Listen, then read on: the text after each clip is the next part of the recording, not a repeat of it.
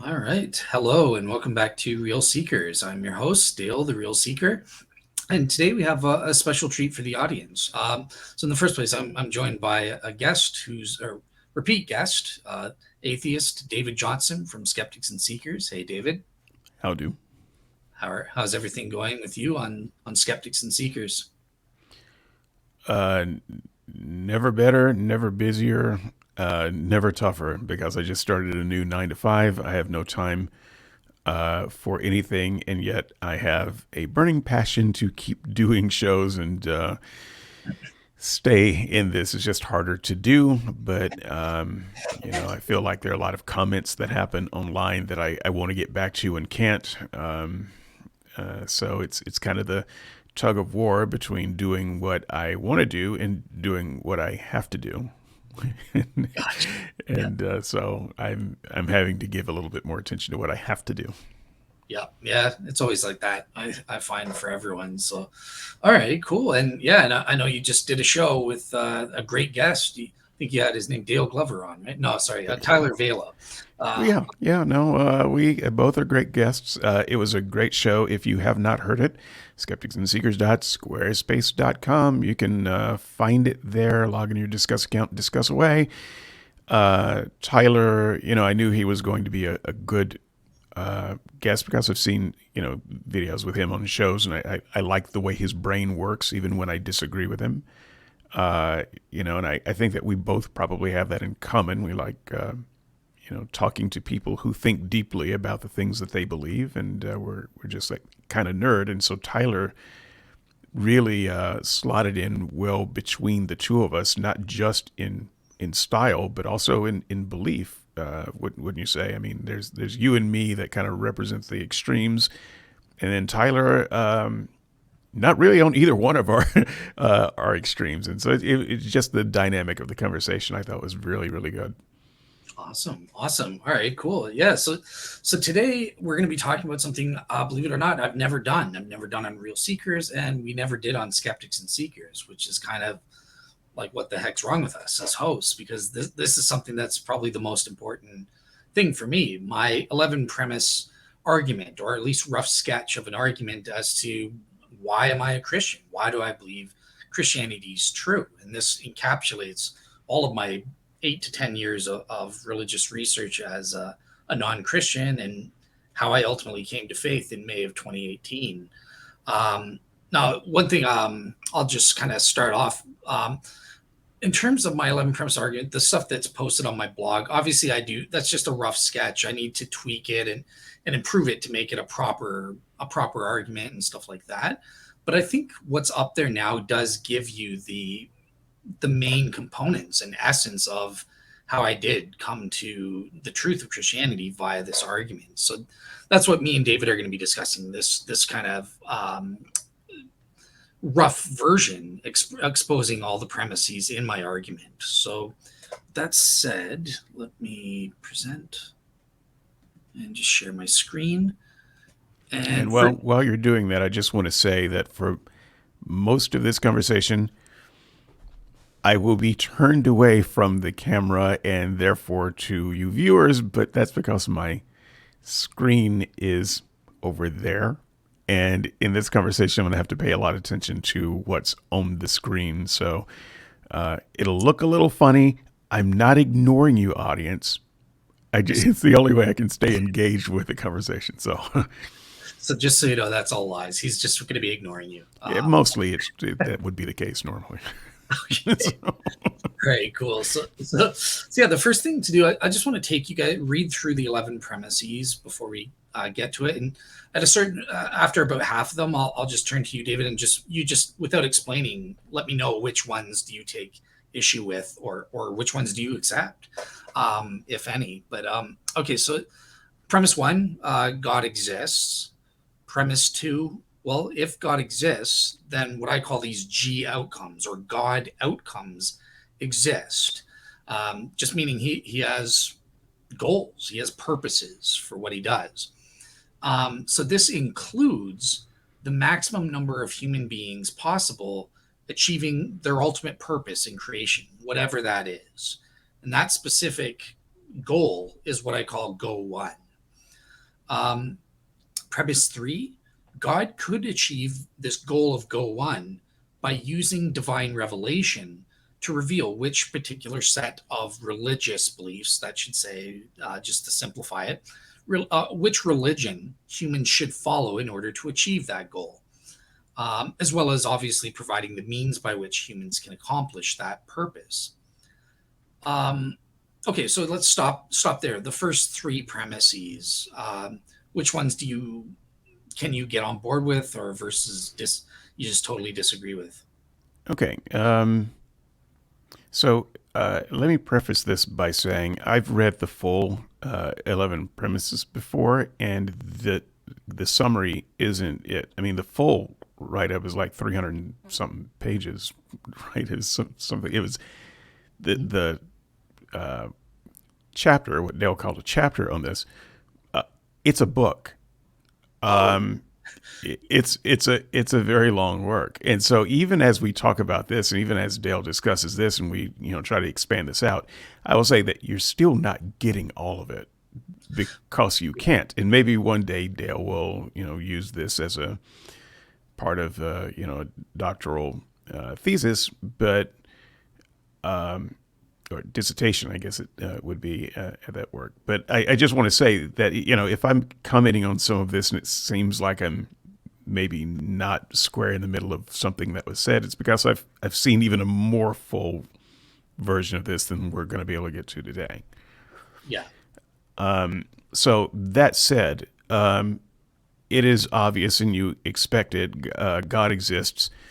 Is I guess I could get on board with it better if it was if God exists then kind of a statement, but just to jump out God exists, I can jump out and say no, he doesn't. So we're done at premise one. Yep. And so I not looking for defeaters, we'll just kind of take that as charitably as possible. And then premise two really begins that kind of statement that I can better interact with. If God exists, then. Mhm. And here, even though that's the kind of statement that I would like to see, I think more definition has to be done here, because once again, if God exists, then blank is just assuming that you know something about this God and what he would do. If God exists, then Rocky Road would be the only kind of ice cream. I could say that. So, what are the characteristics of this God that makes your then statement correspond with the if God exists statement? I think Okay. some work has to be done there I for see. definition. Yeah, you know what? It's yeah, because this is obviously an argument in standard form, and as David said, 300 pages. Believe it or not, that's just one chapter related to premise 11. And I've also written a 200-page chapter on the cosmological argument, which is just one chapter under premise 1. So this thing is going to be thousands of pages by the time I'm finished in order to warrant all of these premises. So you're right.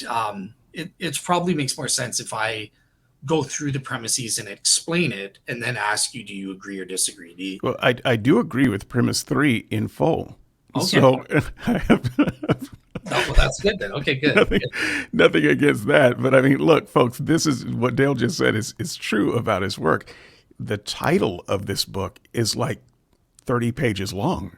Just- Yeah, well, so far in terms of writing, my goal with Real Seekers is eventually I'm all my 11 premise argument is going to be all written out for free on the blog kind of thing. So far I've only done the cosmological argument for premise 1. I've written a chapter on the shroud, which is premise 11 of the argument, and I'm halfway done the hiddenness of God argument, which is part of premise 1.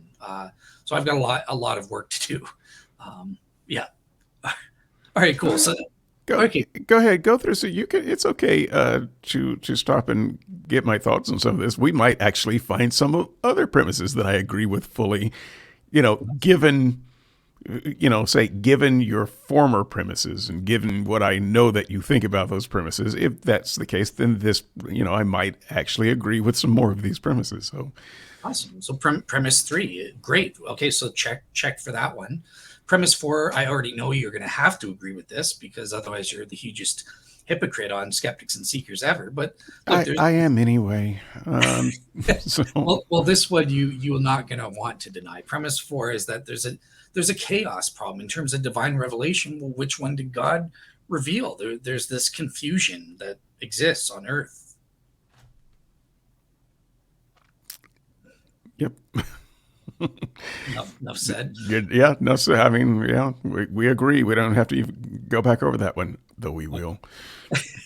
Okay, cool. So premise 5, if God chose to use divine revelation, and there is this divine revelation chaos problem, well, then God is obligated to provide a sufficient clarifying mechanism. It doesn't address what that is to address this problem. Yeah. Go ahead. We'll come back to that one. Okay. Premise 6, what I call religion authenticating events or miracles, attesting either to the truth or at the very least the endorsement of God of that religion, is one example of a clarifying mechanism God could use to address the problem. Yeah.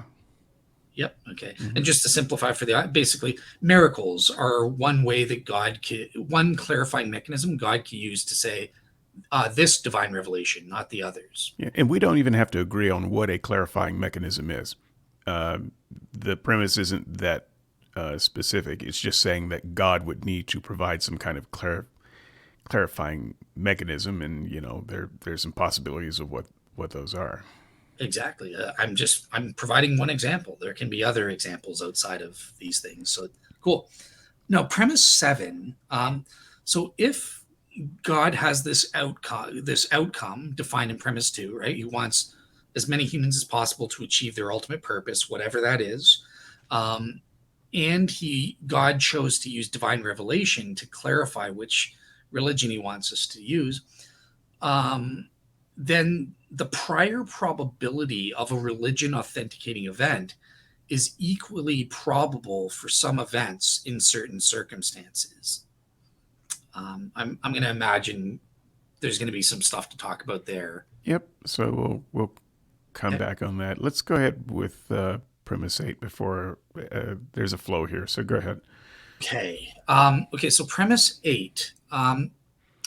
Now I'm getting into this is the criteria for which we identify something, right? Yeah. So okay. So I was wrong. Let's go back to premise 5 real quick. So this one is mostly an issue I have with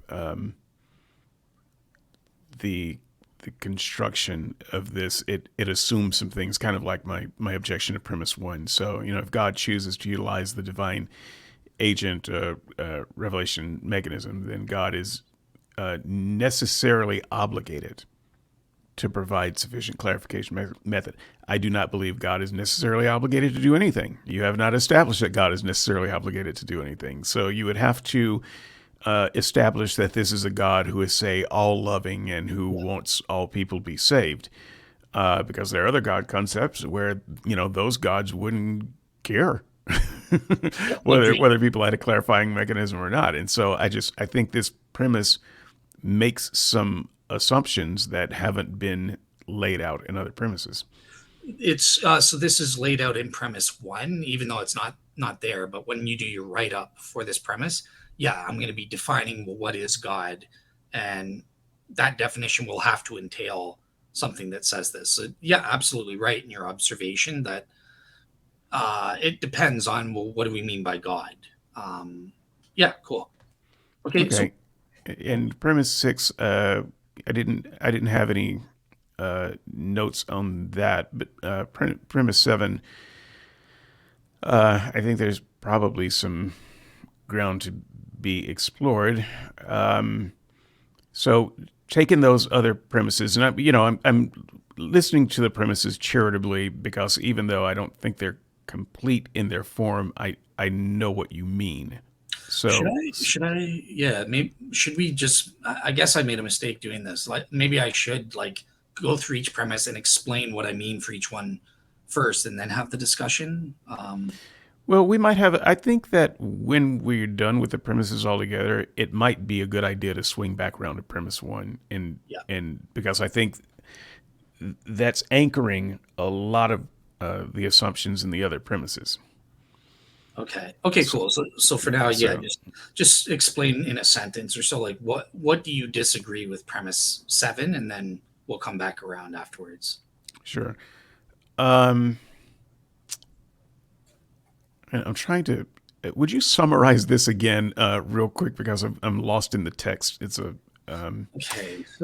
this is something that not too many people know about me. It doesn't matter how big the print is, and I've got it pretty big on my screen. If it's all capital letters, it's really hard for me to read.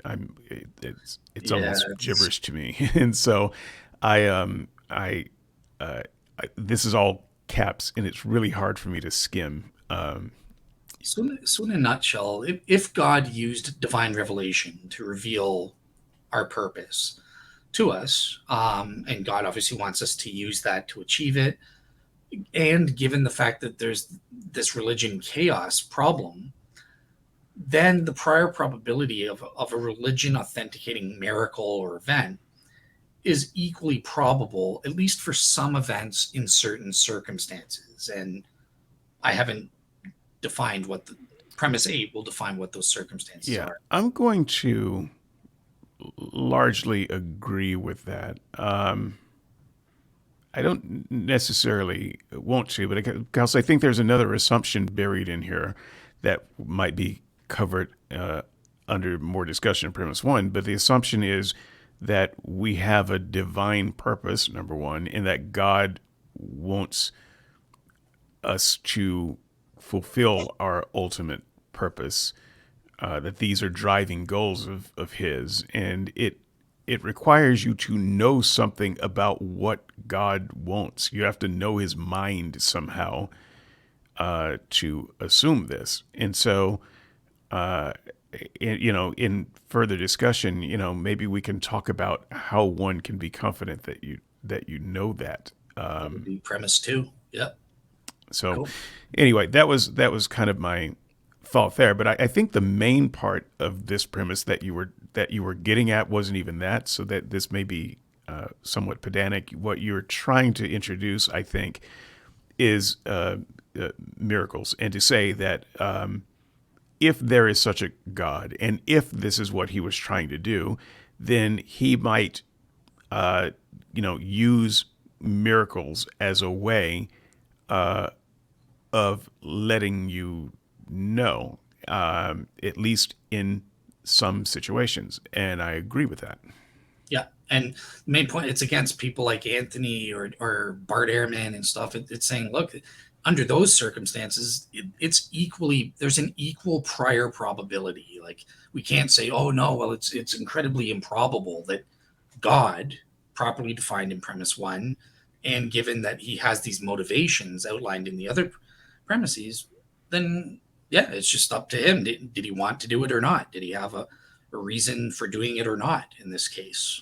Well, right, but I mean, I don't think that they would disagree with that either. But you've got to understand, I'm not pushing back on your basic assumptions. I'm just trying to make you make your assumptions more clearly. I'm listening to this generously, and saying, assuming the God that you say exists, and assuming certain characteristics of that God and certain characteristics of his plan, which is a lot to take on board. That's a lot to grant. You must recognize.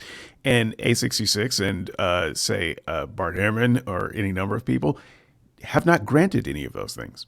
And Yeah. so not granting those things, I think they're perfectly reasonable in their stance. But if you grant all of the things that you are saying so far, then yes, I think it's personally perfectly reasonable to start with a 50-50 probability that sometimes he does miracles. Okay, awesome. All right, cool. Yep, and obviously, yep. So we need to debate some prior premises then this premise 7 is founded upon. So, okay, cool. So premise 8 is where I provide my criteria, and it says, well, look, there are events that can be sufficiently demonstrated on a balance of probabilities to a reasonable real seeker. That's it's not necessarily going to be demonstrated to everyone, right? But at the very, I should probably minimize this and say at the very least to any and all reasonable real seekers. But maybe there's religions where God provides sufficient evidence for everyone, right? So that kind of exposed a little bias. I should qualify that and say to at least every reasonable real seeker, and we can identify them. Sorry. So events that meet these specified criteria, and I'll show you my table in a second. I'll just quickly go over it.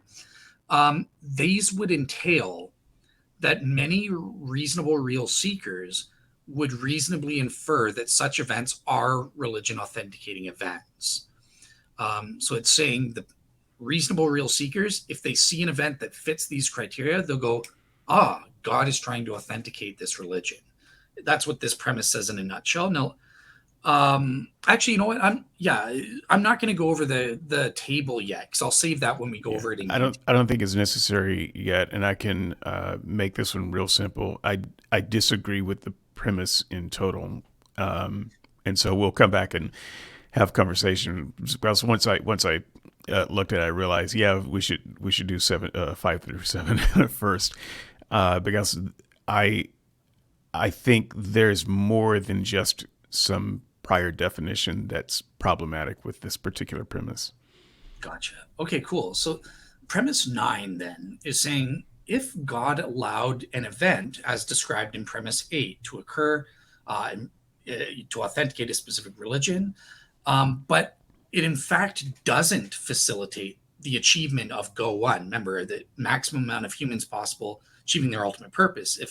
If there's an event that fits this criteria for Christianity or Islam, but yet these religions are false or that they're not conducive for us achieving our ultimate purpose, then I just say many reasonable people would unnecessarily fail, unjustifiably, that should say, fail to achieve Go 1. And consequently, God would be demonstrated to be inconsistent with his own essential nature, again, as needs to be defined in premise 1. And that's logically impossible. Right. So, again, I see lots of conversational opportunity. Let's get to the last two. Okay, so and there is an exception clause. One of the things is I'm going to be taking out premise 10 because I can incorporate this into premise 8. But with what I have up on the website, I just kept it the same now as in 11 premise 1. So there's a qualifier here, right? This would be the case. Premise 9 would be true unless, so I should have said unless there are further clarifying mechanisms. Mm-hmm. So premise 10 is just denying there are no further clarifying mechanisms. Go ahead. And then premise 11 is that, okay, Christianity specifically has events fitting the criteria of being a religion authenticating event. Okay. So let me just dive in to this a little bit so that I can begin to lay out my biggest objections. So starting from premise 1, or no, I think I've covered 1 through 7 as far as just identifying the things that I see as problematic. But I think the real work of this argument kind of is embedded in premise 8 through 11. Yes, there's a lot of definitional stuff that has to happen in the first 7 premises, but this is real work, I think, and I don't think that any set of premises can make this work. So, events which have been sufficiently demonstrated. Let me stop you right there. I don't know what sufficient demonstration is. And I don't think there's any way that we can define sufficient demonstration in a universal way. So what is sufficiently demonstrated to you is not necessarily going to be sufficiently demonstrated to me. And then you continue. I know I broke that up in a sentence. Sufficiently demonstrated to a reasonable person. Let me stop you right there. What is a reasonable person? There is a little bit of wiggle room there. I know that we don't disagree altogether in that. Otherwise, we really couldn't have conversations with people. If we thought they were unreasonable, we shouldn't have conversations with them. Conversations where reason is involved. So we have some idea of what a reasonable person is, but I've got a feeling that as we bring religion into it, it's going to be much harder to figure out what we mean by reasonable person. And knowing that we've had this conversation before, I know that we're not going to meet there. So we've got sufficient demonstration. We've got reasonable person. On the balance of probabilities, this is also a little bit challenging because this assumes that the average reasonable person is good at figuring out probabilities. And I would say that they are not. And so you're already taking this into a realm that would probably leave out much of the population. As I skim through here, there was, I remember there was something about real seeking, and I know that you were kind of massaging this as you were talking through it, but now we've got to determine, okay, well, what exactly do we mean by a real seeker? I mean, we're both looking at this G-authenticating event, and I see it one way, you see it another way. You see it as convincing, I don't. We're both reasonable persons, but maybe if I'm not a real enough seeker, then that's why I don't see it. And so I just kind of have to take your word for this, which seems a little bit ad hoc. Okay, well, he said I was unreasonable, so I guess that's why I don't see it. It's very difficult to pin down any of that, and that's where I think the work of the thesis has to happen. And I think that there are a lot of things in there that just presume. So 9, just going through this again real quickly. Occurring relationships is said of that were false. Okay. Sure. Okay. So there may be some events that seem like clarifying events that God has set about to lead you to the right path, but they really weren't clarifying events. And so we have to put some boundaries around what a clarifying event is. And you start to do that work, I think, here in this one. But again, it feels a little bit ad hoc because Christians disagree on various events and whether they qualify as a unique clarifying event or not. And so it seems trivial to say that many reasonable people who are seeking God don't know what a clarifying event is. And so I appreciate the fact that you're trying to put some borders around that. And I think that it's a fair discussion to have to say, well, what events really qualify? But at some point, it's just, me taking your word for it. This is what you think qualifies, as opposed to another Christian who disagrees with that and think, no, the fences should be in different places around that. So Christianity has events fitting the criteria. I don't know that they do. I mean, if you define, the criteria in the events very specifically, and you kind of declare yourself a hegemon of Christianity and say these are the events, then I would say you're right. Christianity does have events fitting the criteria because you made the criteria. What? and you declared that it was so. But Yeah. it's not so much if you're asking us to all look at it, with our own best lights and come to an agreement of that. So I obviously don't believe that Christianity has those clarifying events, and so we clearly disagree on what would qualify as a clarifying event. And I think that clarifying events ultimately are different for different people because some people have more or less intellect to look into things and understand. Take, for instance, the shroud. It's a very intellectual field. You gotta. I know Uh, you're just listing, but because so here's an example where you do have all of my reasoning for free because I've written that 300-page chapter on the shroud. Would you? right. I get that you are taking issue with the criteria. Am I justified on something's being a religion authenticating event? Who cares, kind of thing. And we'll get that's where we'll have a dispute on other premises. But do you at least agree that the shroud evidence does fulfill this criteria for being a religion authenticating event, as I've defined it, at least? As you've defined it, sure. Okay, cool. But that there's a lot of work in that, right?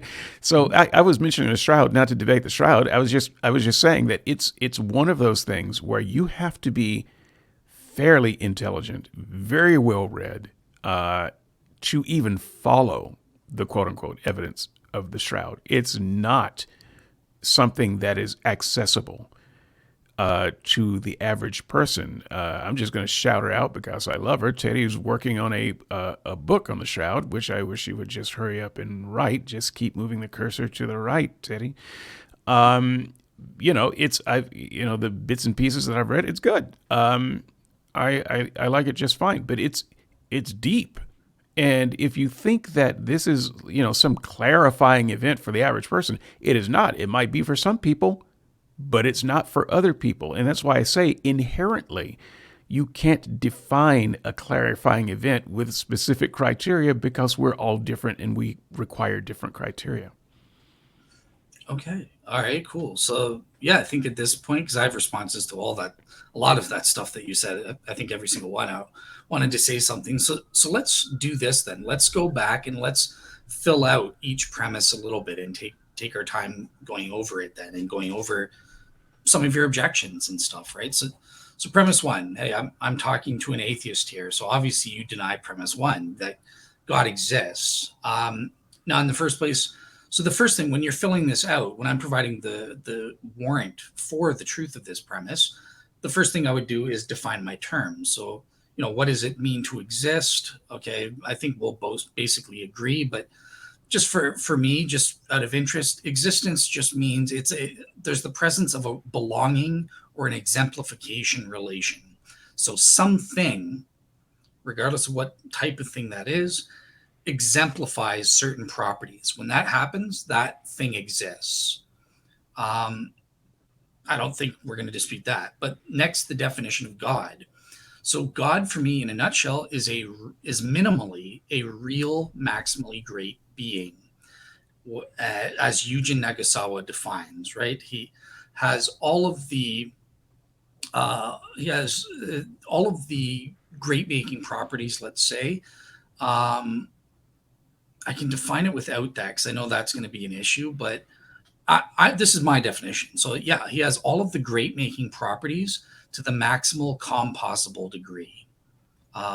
That is minimally what God is. He may be other stuff. Maybe he's a trinity. Maybe he has a human nature, uh, whatever. But the minimal definition, the definition that I have in mind at this point, because I was a non-Christian when I made this, is he's a real maximally great being. That's what God is, and that means he's a personal being. He has at least one person or more within his being. He has libertarian free will. Um, he's got power, knowledge, goodness, and benevolence to the maximal compossible degree. Stuff like that. Does that help in terms of the definition? First of all, like, I suppose, but I mean, all I can do is shrug my shoulders and say, okay. I can't validate any of these things. I don't necessarily think all of those things are necessary to be a god, even religiously speaking. Even in the Judeo Christian sense of religiously speaking. I don't think that you have to believe, for instance, that God is three persons. I don't think that you have to believe any form of that. For instance, for this God to be real, and I do think that's a part of the defining nature of God for Christians that you can't just jettison. Well, how do you get there? I don't know. So you declare that this is the God that you are kind of sorry how foreign Well, this term sounds, but it sounds like you're just defining a God into existence. And who am I to question any part of the definition you want to give it? God also loves Rocky Road ice cream. I just defined that aspect of God into existence. Who are you to say that's not true? okay, so but no, because I haven't defined anything into existence. I've just given you a definition of what I mean, and try him being triune is not a part of it. I said my definition is consistent with it, but essentially it's a real maximally great being. That's my definition of God. Right, I understand that. It's a real maximally great being, but once again, I don't. That's not any part of my definition of a God. I had a kind of a discussion online where it talked about there could be a possibility of a God that I could believe in, or that would exist. The problem is my definition of God is not something that any Christian would agree on as definition of God. So I disagree. With your definition of God doesn't match with one that I would believe in, and mine doesn't match with one that you would believe in. And so once again, I am just accepting your definition of God. I can't interrogate it further. I can't really. There's nothing that I can do, except to have this conversation. I just have to accept your definition of God and go from there. So you don't, right? Because once I define what I'm talking about, then we can ask, well, is premise one true? Does this God, as Dale defines him, exist or not? And correct me if I'm wrong. I guarantee you I'm mishearing you, but I'm getting a little excited because it sounded to me like you were saying, well, your definition of God is a real maximally great being. You are open like to him existing. No, You just said I don't agree with that. That is not a aspect of God that would be a part of my definition of a God that I would believe in. okay. So sorry. Okay. Yeah, I don't. I got excited for a second, but Yeah, sorry about okay. that. Cool. Calm down, everybody. So this is where we get into the warrant for premise one, right? So this is where we would get into arguments for God's existence, God defined minimally as a real maximally great being. And we also have arguments against that conception of God's existence. And we would need to assess the evidence and decide. I noticed that creator wasn't in your definition. Oh, That you that's were there just given. too. That has to be there too. Yes, creator of the universe, because that's going to be, and creator of human beings. That's going to be essential to when we're discussing premise two. So that is a part of the definition as well. He's the creator and sustainer of everything that exists. Okay. Again, I don't see a need for a God to be a creator. I don't see the need for a creator God to be maximally great or great in any way. And so, once we can talk about warrant. I don't want to let this devolve though into a debate of is God real? Is there a God? You can do that on YouTube all day and not scratch the surface. So I just don't even find it particularly interesting. Suffice it to say, you believe that a God exists and I don't, and we're only just trying to get a clear definition of the kind of God that you are saying exists. So for an atheist is never going to get on board with the 11 premises because premise one is there. Yeah. But if we were just, say, for instance, judging these premises as an academic exercise, and you're presenting a thesis, a proper thesis, you do have to define that God somehow and provide at least some kind of justification for the God that you've defined there in order to move on to other premises. Exactly. That is exactly right. And yeah, and like David was saying, we're not going to get into it for this show, but just understand, like this isn't, because I've had complaints from you yourself before, David, and from atheists like Darren and stuff on SNS, where you'll say, well, you just have presuppositions. But no, just because premise one says God exists, that's when philosophers write their entire books trying to say, well, here are reasons why we think premise one is true. And that's where your cosmological argument, ontological argument versus hiddenness of God, and you get into all of that discussion. So for the point of our conversation here, I've done that, although I haven't written it all out yet. But I've done that during my religious research phase for myself, and I've come out as saying, yeah, I think it's more probable than not that God exists. So this premise number one is true. Obviously, we need to debate that, but yeah, if you're happy with that, let's presume God exists going forward into premise two then. Yeah, I mean, and again, I would just more state it as this is my concept of God. If that God exists, then see premise two. And I think that's an easier way to onboard people into the ideas than just to say the God that I believe exists. Well, no, I think that it's essential in order for the argument to work. We need this factual premise. Right? The argument doesn't work if it's just a hypothetical. So I do need to prove that God, as I defined him, exists. Otherwise, this argument fails, in my opinion. Okay, I was just trying to provide a way forward that I'm pretty sure that atheists could get on board here, because they always have the out of saying, yeah, but I don't think that God exists. However, if the God that you defined it exists, then we can see if your other premises follow, and then it's just the work of the atheists in their lifetime, in their encounters, with this God or not, to discover whether he exists. Because if so, then we've already shown that the other premises work. But if they have to start with God exists, it's going to alienate rather than inform. No, I see. Yeah, I see what you're saying. Yeah. So I'll just finish this and put it this way to clarify for the audience. So logically speaking, if we're interested in the truth of my 11 premise argument, I have to get into the details with David and knock him to shreds and rip him to shreds and prove God does exist. Atheism is wrong. If I can't do that, if premise one fails, if you prove that God, as I define him, does not exist, my argument logically fails. It's game over. But for practical conversation purposes, we've kind of mentioned that, yeah, we disagree, and there needs to be work here. There needs to be arguments. Let's argue the cosmological argument. Let's argue the ontological argument. We need to hash that out first. But for practical purposes, David's saying, well, okay, cool. We get where we disagree here.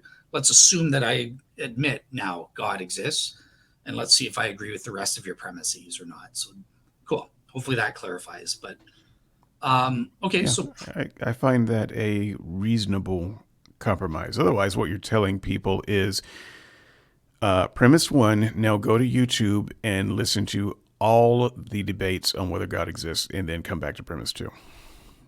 Pretty much, yeah, exactly. My cosmological argument alone is over 12 hours, so have fun, guys. Yeah. Okay, so premise two, great. We've got practically speaking, pragmatically speaking, we're assuming God exists as I define him. Now, if God exists as I define him, this real maximally great being exists, then what I call these G outcomes exist. One of which is the maximum number of human beings possible achieving their ultimate purpose in creation, whatever that is. I don't know what the ultimate purpose is at this point. I'm not specifying. Maybe it's for us to eat a bunch of cheese pizzas. I don't know. So what can I say about this? So I'll just okay. Let me just tell you one of the things that you can say about it, because you'll recall in previous discussions we've had, this is one of my sticking points, which is you don't know that there is an ultimate purpose. We humans do all kinds of things all the time that don't have ultimate purposes. People have kids without having an ultimate purpose for doing it. There were whoops. So this presumes that humans even have an ultimate purpose, and that God wants to maximize the number of beings that fulfill that ultimate purpose.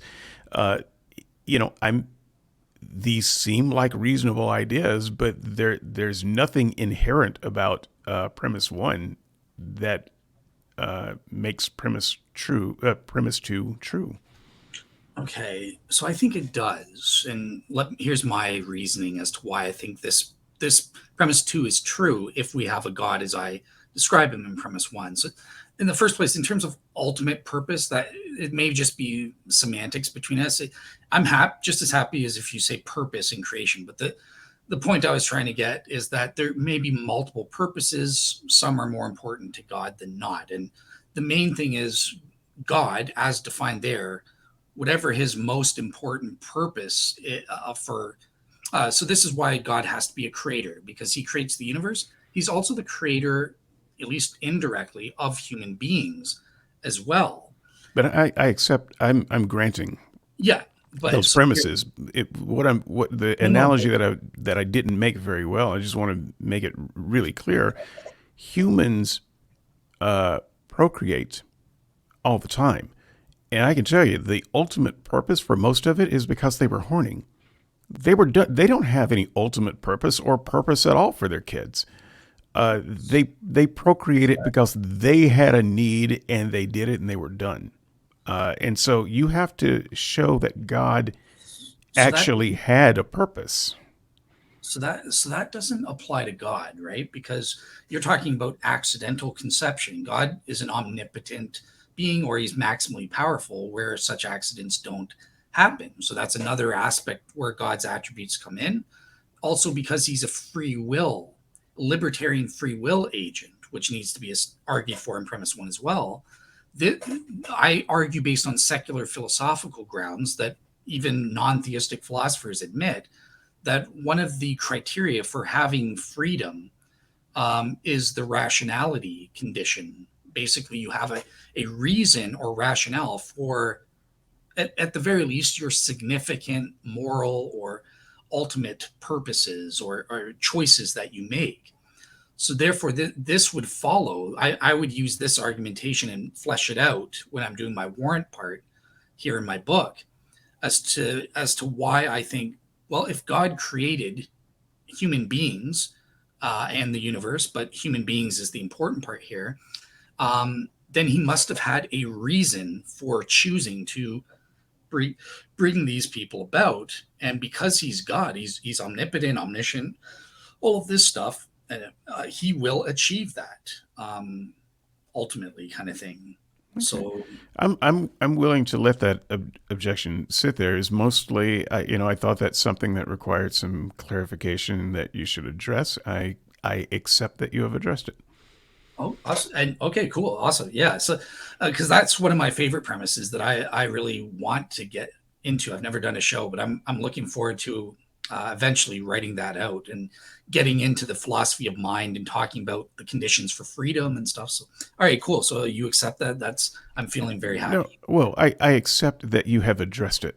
I don't I don't agree with it, but I accept that you have addressed it. I'm not I'm not I'm not here to debate your premises as much as to get them out to the world and have them clarified. And I think that's one of the things that people needed to have clarified. And I accept that you have done that. I think there's more pushback to be had, but I think that this is a good clarifying statement on your part, and I'm willing to leave it at that.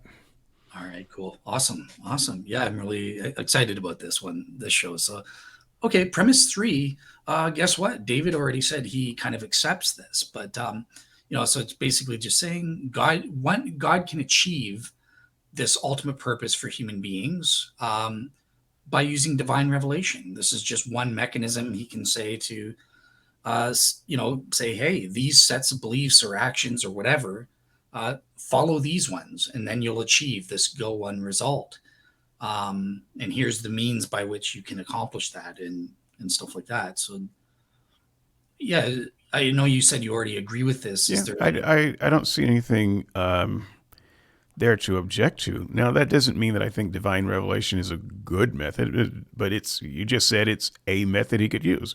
Mhm. And you're setting up some other things with that, and I would agree. Yeah, that's a method he could use. I think possibly an even better method that he could use would be to create the rails, as it were, so that we cannot stray from his path to begin with.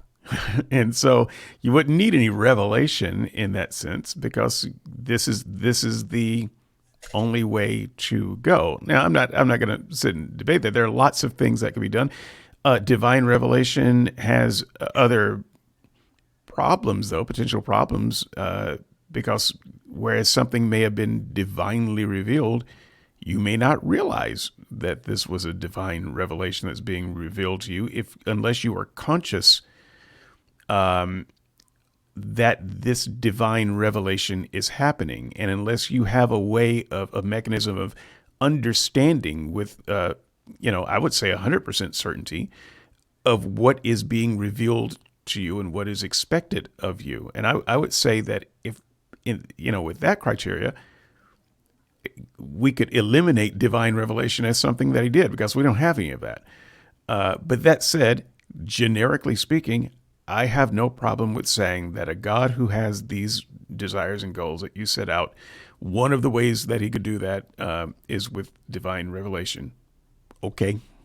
Yeah, yeah, it's an uncontroversial premise, right? So, all right, cool. So, premise four, you are wholeheartedly smiling at this. If I could see your face, I bet. But look, there's divine revelation confusion. There's chaos. Is the Quran the divine revelation? Is the Bible? Is the Hindu the Rig Veda?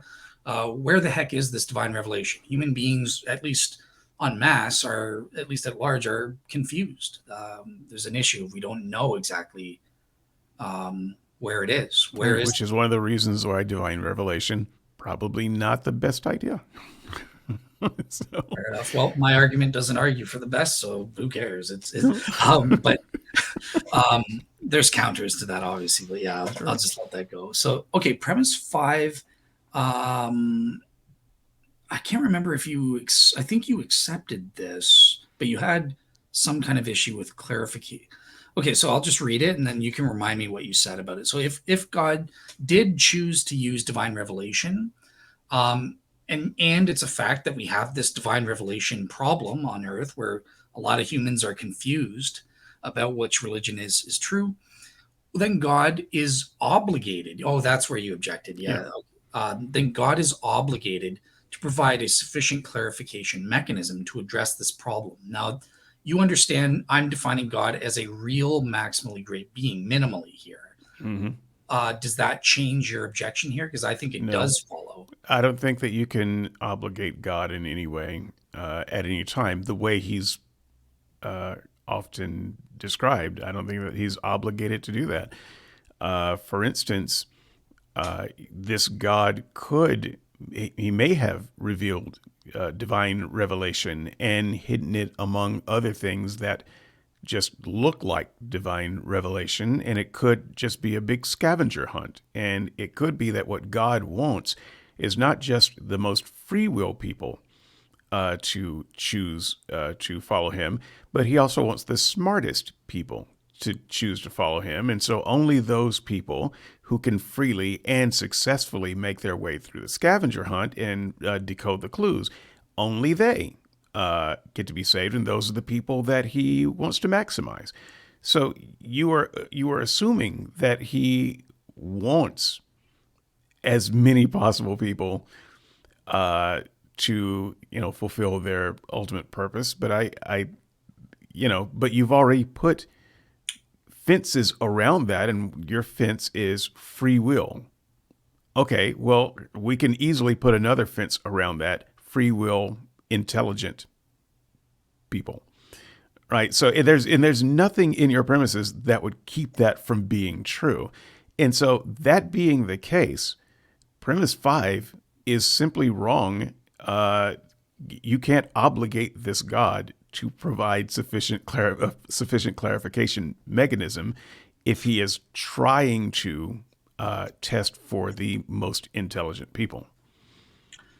Well, I don't see that your objection. I can take on board everything you said, and I don't get confused. I think you have in mind where I'm qualifying the types of people in premise 8. That hasn't come up yet. So let's Okay. take okay, maybe the only people, human beings possible to achieve their ultimate purposes are have free will. I don't know why that's coming up. And they I guess because for me free will is part of how they achieve this goal, but I haven't assumed that yet, right? Because I don't know what the goal is. And they've got to be sufficient intelligent. Well, God has provided a sufficient clarification mechanism for everyone with the required intelligence and free will that can possibly achieve their ultimate purpose. So he has fulfilled premise 5. He's given them the scavenger hunt, and that's the clarification mechanism. And he's given people the brain, some people the brains to do it. So I could almost swear that you had mentioned in your summary of this free will earlier, because you were qualifying it so that if you don't include that in your definition of achieving our ultimate purpose, then you leave yourself open to, yeah, well, it's easy for us to achieve our ultimate purpose if God puts life on rails so that we can't go wrong. But that's not what you mean. You actually are thinking about free will, which is why life is not on rails and you can go left and right and off course and off the cliff because it's a matter of free will. And so I take that as a part of the basic premises, whether spoken or unspoken, to get to this place, that free will is a part of it. And so, if you're saying it's not a part of it, Not up to this not up to this point. Yeah. I don't see where I need to assume the people. Like part of my argument does assume God has libertarian free will. Like that's necessary for my argument for premise okay, 2. but why is he obligated then? Explain it in premise 5. Why is he obligated to provide anything? He would like you to, maximize your ultimate purpose, but Yeah. but he doesn't have to.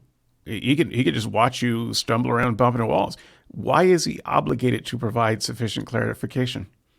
So I think it's because he is this real maximally great being, and it wouldn't be really maximally great if this being had a goal and he provided the means to achieve that goal through divine revelation. And Okay, then well, once again, that's where free will is assumed, and I guess that's where I keep hearing it, whether you're saying it or not. Because if we're saying maximally great and we're defining maximally great, then I would say that it would be maximally greater for him to just save everybody and lead everybody to their ultimate purpose. That's not what you believe. That's not where we're going. So you do have some no, fences and no, you, boundaries around this. no. Well, see, you're assuming maybe universalism is true up to this point, right? We're Okay. not assuming Christianity. Maybe through divine revelation, every human being will be saved. Like Which again, also would abrogate the point that you're trying to make with number 5, because you're saying God is obligated to provide sufficient clarification mechanism. He is not. He could leave it perfectly confusing and save everybody anyway. Uh, so it's I'm trying to figure out no, because where okay, you're putting this obligation on God to do that, because he can achieve whatever outcome he wants without providing a sufficient clarification mechanism. but if he has chosen divine revelation as the way he's going to reveal the truth or reveal which religion people should follow, and there is this religion chaos problem that's going to prevent them from achieving their ultimate purpose, then he has to provide some clarification mechanism so Not that if universalism is true. nobody he does, because again, the even under universalism everyone has to be saved through this divine revelation. Now obviously you're going to point to, well, in the real world no, not everybody comes to the same religion. Well, maybe they're saved in the afterlife. There's clarification mechanisms in the afterlife, so they realize it. Again, we can't assume Christianity here. My premises are not assuming my religious theological beliefs about salvation and heaven and hell yet. Um, so I think that everything you're saying, at least up to this point of premise 5, where we don't know what the divine revelation is, it could be it's consistent with clarification mechanisms regardless of what point you want to put on me. And God's the reason we know this, that God is obligated and has to do this, is because he can't fail to achieve his goals. If the means by which he is achieving his goal for humans is through divine revelation, but that's screwed up because of the chaos problem, then he can't just say, "Oh well, I guess I won't achieve that." No, he's got to achieve that goal. Otherwise, he's not really maximally great. Okay. Yeah, so this is going to be an agree to disagree. I think I'll put a pin in it. Maybe we can come back. But one of the what we said in a prior premise was that it is perfectly consistent that God could use some kind of divine revelation as a clarification method. We didn't say he did, Right. and we didn't say that it was a good method. We just said it's possible that he could use that. But it seems like we've now made some kind of declaration by saying then that God is obligated to provide a sufficient clarification mechanism. We haven't defined or decided what God's goal is. He could have used divine revelation or he could have used some other things, but now you're just assuming that he used divine revelation. And then you're jumping to premise 5, and we never established that he did, only that he could have. Right. So look at the wording. It's a hypothetical. If God did choose to use divine revelation, and then he's obligated, right? But so another Okay. answer that I didn't think of with universalism. Okay, well then if universalism was true, then maybe God doesn't have to use divine revelation, because whatever happens happens. So okay, no divine revelation, no need to address that problem or something. You could argue that way. If I think that's the way Well, you're that's kind of how I was trying to argue it. sure. It's very odd here where we are. You are a Christian trying to give God obligation, and I am a skeptic trying to say that God doesn't have any obligation. That feels backwards. Yeah, I think it's no. I think that's Christians that say that are foolish, because no, God is obligated. He's morally perfect, so therefore he's obligated internally through his own nature to be morally perfect. God cannot sin or rape a baby for fun. That's not dependent on me being a Christian or not. There are certain entailments given his attributes that I've proven in premise 1, hypothetically, for the sake of argument, Right. that have entailments. And if this premise is saying, look, I don't know if God did use divine revelation, maybe universalism is true and he didn't use it because everyone's saved anyways. But if he did use it and we have this divine revelation problem, well, then a real maximally great being dang well better clarify which divine revelation am I going to look at to achieve my purpose. Couldn't it be a little bit of column A and a little bit of column B though?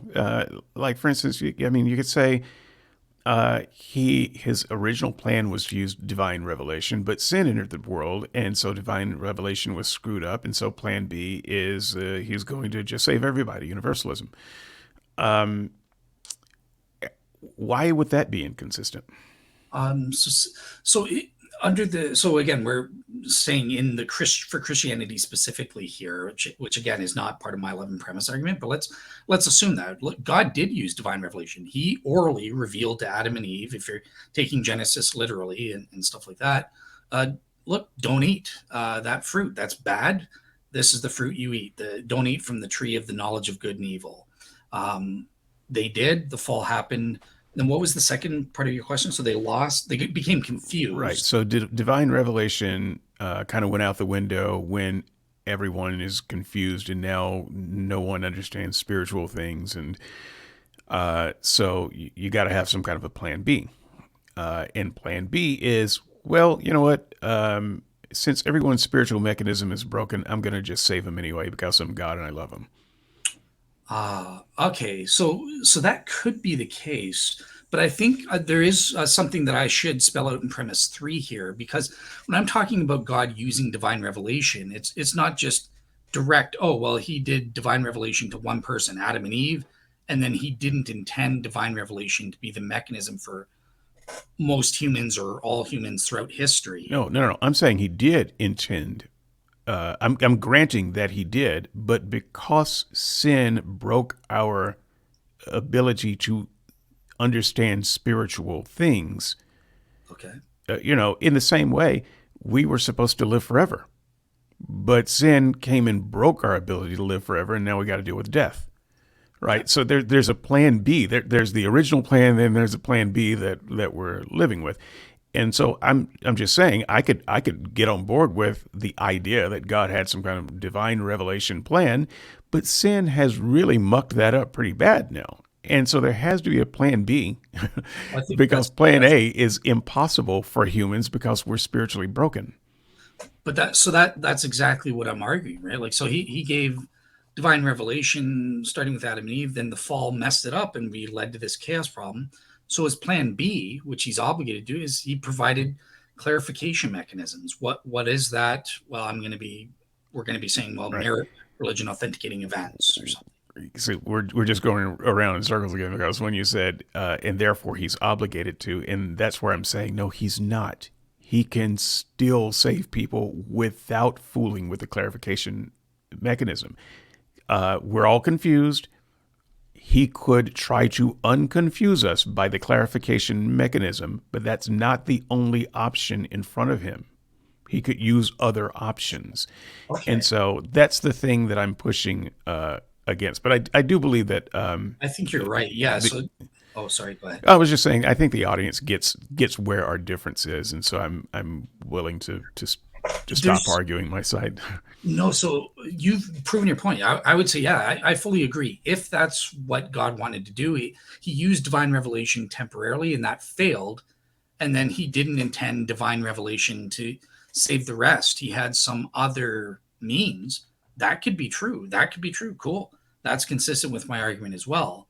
But my argument is trying to get at the fact that, okay, divine revelation was given, there was a problem, and he still wants to use divine revelation to achieve his purposes. Well, then how would he do that? In order to do that, he would be obligated to provide a clarification mechanism. Yeah. So if I were to amend this premise at all, I would just add the if in there. Um, if God is still interested in using divine revelation, then he's required to provide sufficient clarification mechanism. I think I could go with that. That's yeah. I will when I do the warrant for. I'll update premise five because that's a really good point that I didn't think of. I'm kind of just baked in here. I'm just assuming. Look, divine revelation is the means for all time, even after the fall and stuff like that. So yeah, that's a great point. I will update that. Okay. All right. So premise six. What is religion? What I'm calling religion authenticating events or miracles, attesting to the endorsement of a religion by God, is an example of a clarifying mechanism God could use to address this divine revelation problem, chaos problem. Yes. Um, yeah. Given your definition of God and what He's capable of, and I still have trouble granting the what He wants to do part because I still don't see how we could tell what He would want to do. But even granting that, then yes, He can use some type of authenticating events. Now, I think the use of authenticating events in this way is problematic because it still requires us to try to figure it out. and so this is where some of my objections come in with number seven and in what follows. So you can say, well, God did use this authenticating event, and I'm like, oh, I didn't realize that was an authenticating event. I thought that was just nature taking its course. Or yes, okay, that was a magical thing that happened, but the world is full of magic. Even the Bible talks about plenty of magic. And so I don't see how just because we proved that there was some miracle that happened, or some magic that happened from a preacher who was talking about Jesus, that magic is somehow more important than the magic of some other preacher talking about some other God. So I don't actually think that it is a particularly good way of clarifying the events, but God can use whatever He wants, I suppose. If He wants to use those kinds of events, He can. I don't think it gets Him where He wants to be, though. So what I hear your objection is you're kind of saying these miracle religion authenticating events, as I'm calling them, which aren't just miracles, by the way, but I understand. um, obviously for my argument, it's going to be miracles that I'm looking at. But you're saying, well, look, this isn't a sufficient clarifying mechanism. And the thing that I would just counter is I would say no, premise six is correct, but the examples that you're pointing out to are going to be issues that I deal with in premise eight when we get to how do we identify it. But I could just say the examples you're giving aren't properly religion authenticating events. So there are some miracles that aren't religion authenticating events. So I think my premise could be upheld in saying that the examples that you're offering as defeaters to try and argue that it's not a clarifying mechanism are just wrong because they're not examples of religion authenticating events in the first place. Does that Okay. make sense? Well, I would argue that there are plenty of religious authenticating miraculous events that are claimed through history. Whether you believe they happen or not is kind of irrelevant, because I don't believe the Christian ones happened. So if we're just talking about miracle claims of people that authenticate their religious ramblings, history is lousy with them. Okay. So yeah. So obviously we'll get into the criteria, but how do we identify what is a religion authenticating event? But I Yeah. would just kind Also, of I just apologize because I may have sidetracked it a little bit. I did agree that God definitely could use these types of events. I just wanted to explain a little bit why I think it's a bad idea to do that, because it doesn't really clarify anything in my book. But let me ask it this way then. Stop assuming what I have in mind because we haven't got to premise seven and eight yet. I prefer religion authenticating events, whatever they are, if they are sufficient to be demarcated as such, would that you would agree that would be a good example of a clarifying mechanism then? uh, yeah, I mean, I'm being as generous as I can, while trying to be as honest and provide pushback where it needs to be. Um, I think part of my problem is I don't think that you can come up with an example of a religion clarifying event that I would agree with. Okay. Because no matter what event you come up with, I can show you why that's not the clarifying event you think it is, or why you're leaving out clarifying events for other people's religion. And so it still kind of becomes a matter of judgment of which events you think are clarifying events. And I just don't think that it is possible to do that. Gotcha. Okay, cool. So and I do, and that's where we're gonna have our fun time on premise eight. Yeah. Kind of, is it true or are all my criteria a bunch of crock? As there are no religion authenticating events, not even the ones I think that there are. So okay. So premise 7 is again about that prior probability question, right? So it's again, it's assuming the prior premises that Go One exists and that God exists as a real maximum grade being, and that He did choose to. So see, David, it's an if, it's a conditional if, and He chose to use divine revelation. And there's this problem, so that's a long antecedent here.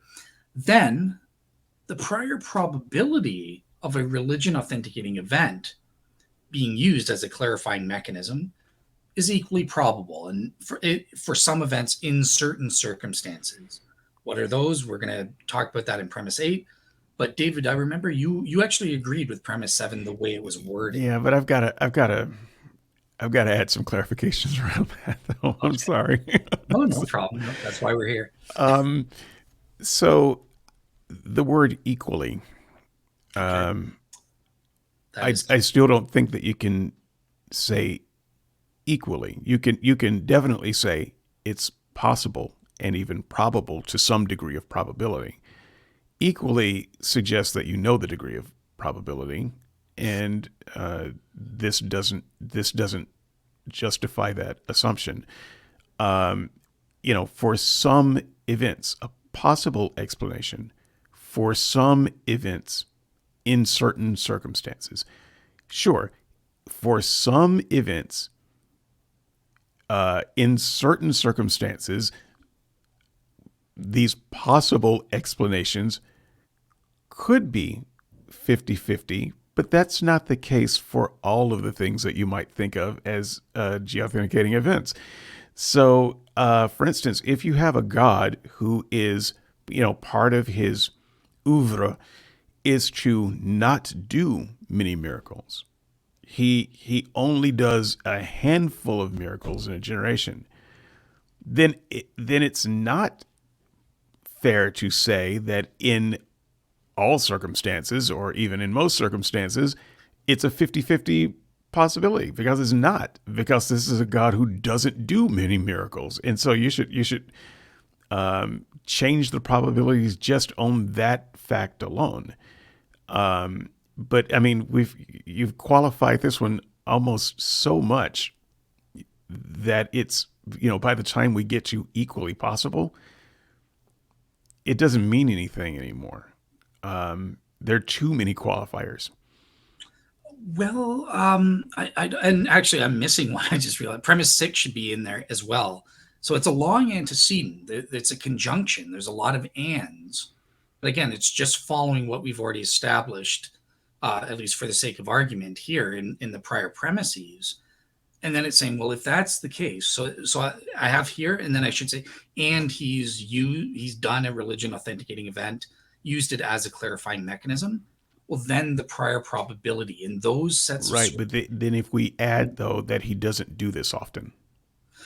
I don't think that matters either for any specific individual case, because we're assessing the probability that this specific event, maybe this is one of those rare events, right? So I don't think it's a numbers game like that. Why do I assign 50-50? Why is it equally probable? And I don't think that necessary especially for God, but even for humans, it doesn't matter what his prior behavior is at all. As long as we know that God is defined as a real maximum being, so he has the ability to do all this stuff and will and stuff like that. It's a question of him being a libertarian free will agent, right? So it doesn't make sense for you to go, Dale, pretend you believe in libertarian free will for me. I know that you disagree with that, but you get what I'm saying here. Given we're assuming that it's 50. What is the prior probability that I would sign up for philosophy? Look at my past behavior. I never cared about philosophy at all. I took business administration. I had no inkling or caring about it. But I don't think it was 50-50 either at the time. The probability could have been 199. But as long as it was there was a chance that you would go into philosophy. So the chances, the probabilities have nothing to do with the fact that you went into philosophy. I think okay, so I'm not going to say I think it does because I don't understand what I think you're You're doing. saying it was a Oh, 50-50 chance you would go into philosophy, but based that would on be your life up to that point and based on your desires in your own mind, it wasn't a 50-50. so. Here's the thing, because you're assessing what is the prior probability, kind of statistically or randomly, that I would go into philosophy given my prior behavior, and that's not what we're assessing here. We're talking about what is the probability that I would sign up for a philosophy course given these antecedent clauses, that I had the motivation, the influences, the circumstances, money, whatever was needed for me to take that thing. Then it would be 50-50 It kind would not be 50-50 because, well, if you included motivation, I'm sorry. So if it was a matter of you were weighing your options and either one was fine to you, then sure, you could say 50-50. But what you told me is you had no interest in philosophy, or you implied that you had no interest in philosophy. And so it wouldn't have been proper to say there's a 50-50 chance.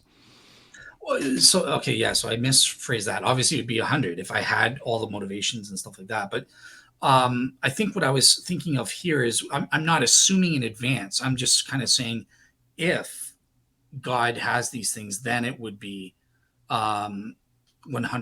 So yeah, this premise I have kind of messed up here, because my premise is kind of assuming. No, okay, so no, it's not. It's and he's used a religion authenticating event. Yeah, I mean, I don't. I think the problem with your premise isn't the thing that you're going to. I'm not going to let you torpedo it that way. I'm just, and also I have agreed tentatively with the premise, which is to say there is at least, given all of the antecedents, at least some event, whether we can properly identify it or not, where it's 50-50, that it was God doing it.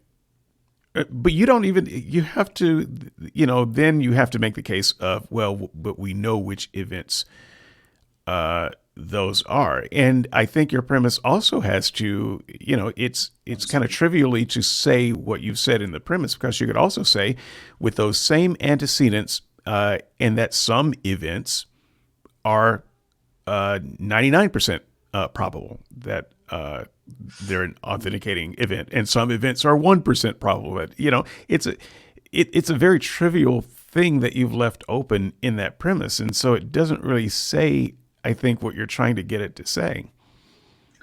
Yeah, so I think it does, but I do need to qualify stuff and whatever. But the thing that I'm getting is prior probability, right? So that would be 50-50. Either God chose to do it or he didn't, kind of thing, in advance of the evidence.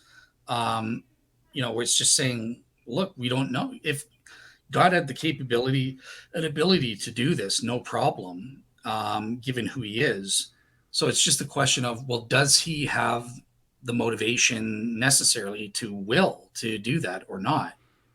Okay, And let me just ask you a clarifying question, and I'm willing to move forward, but I just want to make sure I understand your position. So it is possible that an authenticating event could be a storm that kills more than 100 people. That's possible. It's also possible that weather just happens. And so sometimes God may manipulate weather to happen so that it kills 100 people because he has purpose for it. And there are other times when it happened because those are the patterns that were set in motion, and he didn't have any particular plan for it. Would you say that every time there's a storm that kills 100 people, that it's a 50-50 possibility that it's a geauthenticating event? no, but I see this as kind of an objection for premise eight. What I'm trying to say, I guess, we have this question: did God? Obviously, I need to fix up the premise here, but what I'm trying to say is, did God have the will to do this religion authenticating event? And in that case, because of who God is and the fact that he's a free will agent, the prior probability before we examine the evidence and stuff would be equally probable for this free will agent. Yeah, if he had the motivations and stuff, then he would do it. If he didn't have the motivations and stuff to will to do it, then he wouldn't do it. So Yeah, well, but then I would just say that your statement isn't strong enough, because what you should say in 7 is, given all of the antecedents, there's 100% probability that God did this. yeah, well, so that's where I need to reword things, right? Because this premise isn't supposed to be assuming that God does have the motivation. It's saying, well, look, But you're saying, if, given all of the things that we've covered so far, and I would say that given all the things that you covered so far, if I just granted them, without objection, then your statement should read, then God has 100% probability of doing this sometimes. yeah, you're totally right. Given that he has everything necessary to will to do this, it would be 100%. I mean, Right. And you're not making a commitment to when those times are. You're just saying that some of the times God did this, and there's 100% chance he did. yeah, but that's not what I'm intending to do with this premise. So that's why I've screwed up here. I need to reword it. What I'm trying to say is that given who God is, there's an equal probability that he willed to do this event or that he didn't will to do it, and we don't know until we evaluate the evidence. So yeah, this is kind of a screw up for me a little bit. Yeah. Uh, So that's I think good. I think it's just challenging, and so people who are better philosophical thinkers than me, and who have worked with premises more than me, which is almost everybody. Skepticsandseekers.squarespace.com. You will be first hearing this on Dale's Real Seeker Ministries, but I'd love to hear from you. And you are welcome to set me straight, Premise 8, sir. Yeah, no, this is great. You've set me straight in this case. So I have some work to do to kind of fix up what I'm trying to say here a bit. So okay, so premise 8, David, we've been dancing around this all day.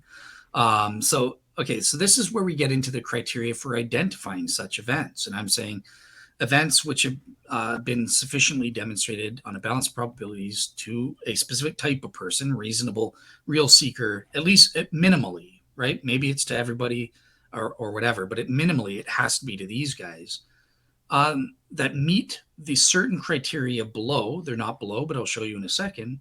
This would entail that at least many of these reasonable real seekers would infer that such events are religion authenticating events.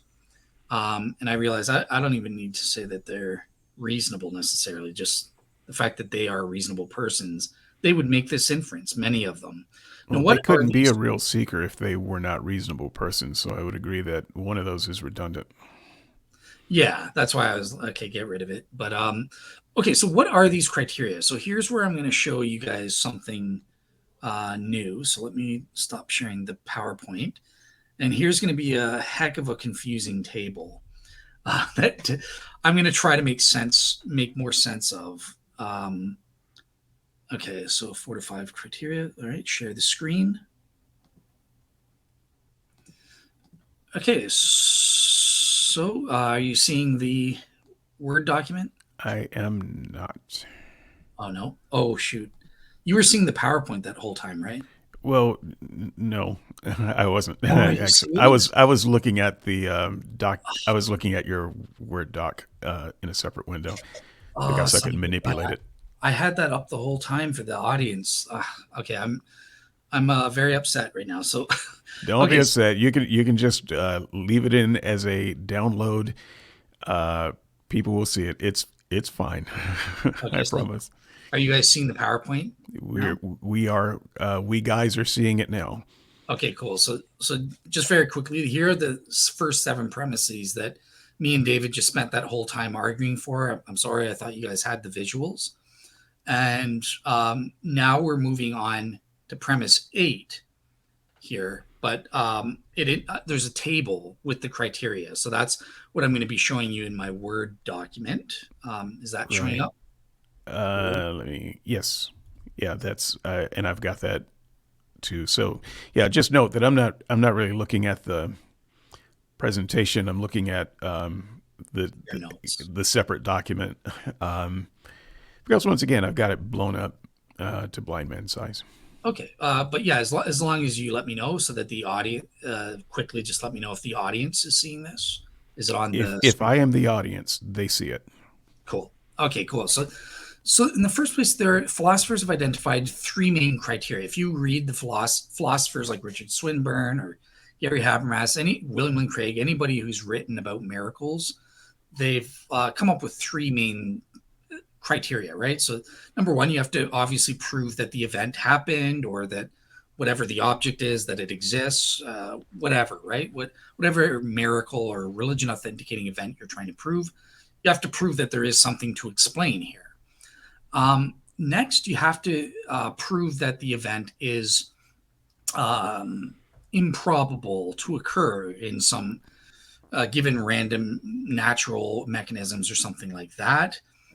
And then thirdly, you have to take, as Mike Licona puts it, the event takes place in a context charged with religious significance.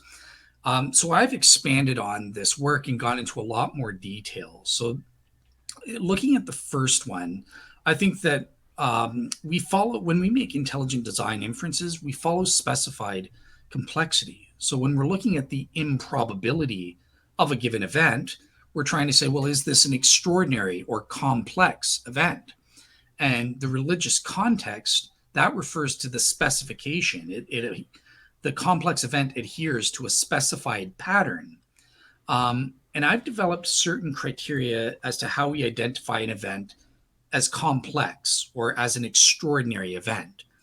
Because when we think of miracles, I think that a reasonable real seeker, the average person, can identify events as signs and wonders. They know what's ordinary. And by that, I just mean the currently well-known or well-established natural laws of nature or natural mechanisms, which includes random chance.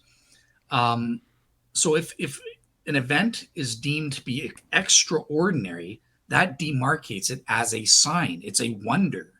And even the dumbest, at least a reasonable person, which is the legal definition, an average person, intelligence, is that your cue for me to shut up? Average intelligence. It's a cue that I should have hit my mute button. No. So the average person, right? Average intelligence, average knowledge, average wisdom, discernment, stuff like that. They can at least tell the difference between a sign or an extraordinary event versus an ordinary event. And that's my criteria. So how would we tell that something is extraordinary? So in the first place, there are three, I'm going to skip this for a second. There are three main ways that I can tell. So the first way is a mechanistic argument. And this is the way you see most philosophers argue, right? They'll say, look, all of the currently well-known and or established ordinary natural mechanisms, at the very least, seem to the reasonable person to have been demonstrated to be improbable explanations. Or the event has been proven to be impossible, 0% kind of thing, because it violates or contravenes an established law of nature. So this is the mechanistic way, and this is the way you've heard most Christian apologists try to argue that an event is extraordinary. I have two other ways, though. This way is based on the event's uniqueness. So if an event is unique, but it's not alone enough for it to be unique by itself. No, it has to be unique despite there having been a sufficient opportunity for that event to have been duplicated within a naturalistic context, an ordinary natural context. So do you want me to give examples, David? I don't know how detailed I should get yet, but should I give examples? Maybe when I have a chance to come back in on it, I might ask for some examples. But Okay. Yeah, I think examples will probably be useful when I bring up my objection. Cool. Okay, cool. So that keyword is the sufficient opportunity, uniqueness despite a sufficient opportunity for duplication in an ordinary natural context. The third way is based on not that the event itself is extraordinary, but the circumstances surrounding it. And this one's hard to think of examples, but basically circumstantial evidence like the timing, might signify that this is extraordinary in some way. Um, so yeah, I can give an example there. So that's how we prove an event is extraordinary. One of those three ways has to be established. But in addition, I also say that there's this uniqueness falsification criterion, right? So let's say we try to make a mechanistic argument whereby we argue that the event, all natural mechanisms that we know that are well established or ordinary natural mechanisms are improbable to a reasonable person. That alone isn't enough. The event has to be unique in terms of their occurring within a extraordinary context, that should say, rather than an ordinary context.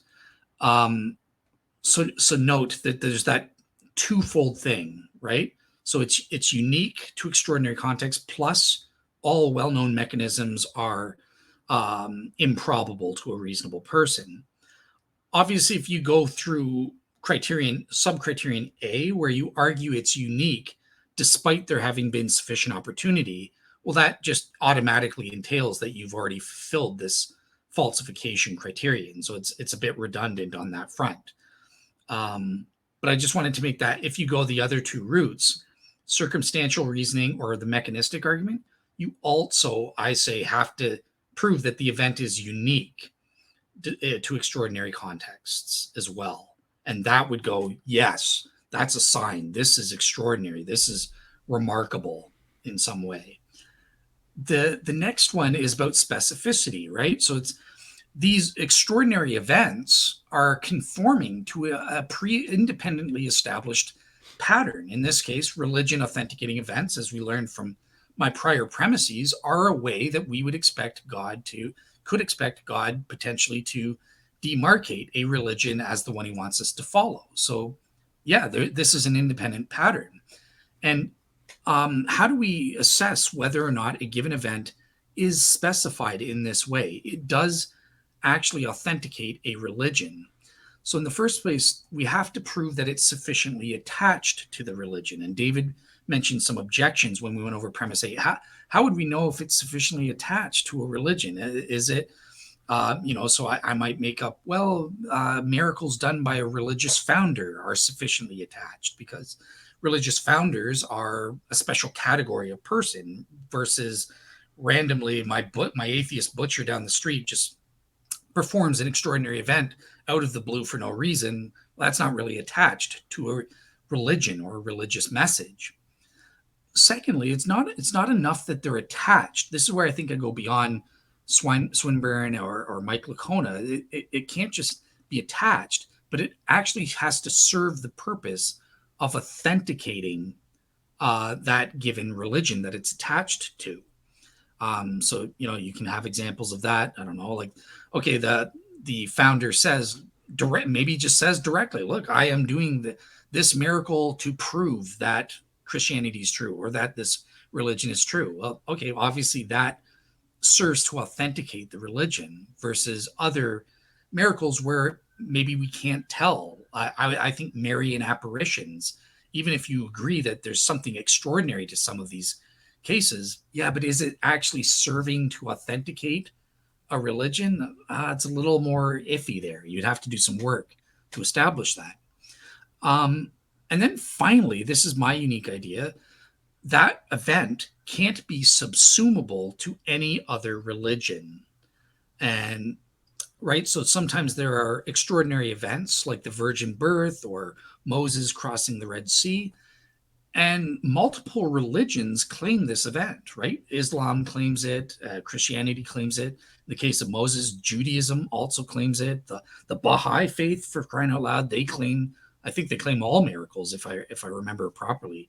So yeah, the question of subsumability is, well, which religion gets this? And this is where I've come up with my sub-criteria of saying the first religion chronologically, I think that the reasonable real seeker will assume that the original religion gets it unless the later religion fulfills certain criteria for subsumability. Number one, the extraordinary event is not mutually exclusive or contradictory to the religion. So some people will argue, well, it can't, the resurrection can't go to Islam because the Quran explicitly contradicts this. We can get into that debate. I don't believe this, but still, this is an example. For example, this would be a way that we could rule out Islam from subsuming the resurrection of Jesus, for example. Secondly, the subsuming religion has to have its own independent, positive religion authenticating event of its own. And finally, the subsuming religion has to have an overall probability of more than 50% of being true or being the religion endorsed by God. So that's it for my table. I know that was a lot, but Okay. that's my case.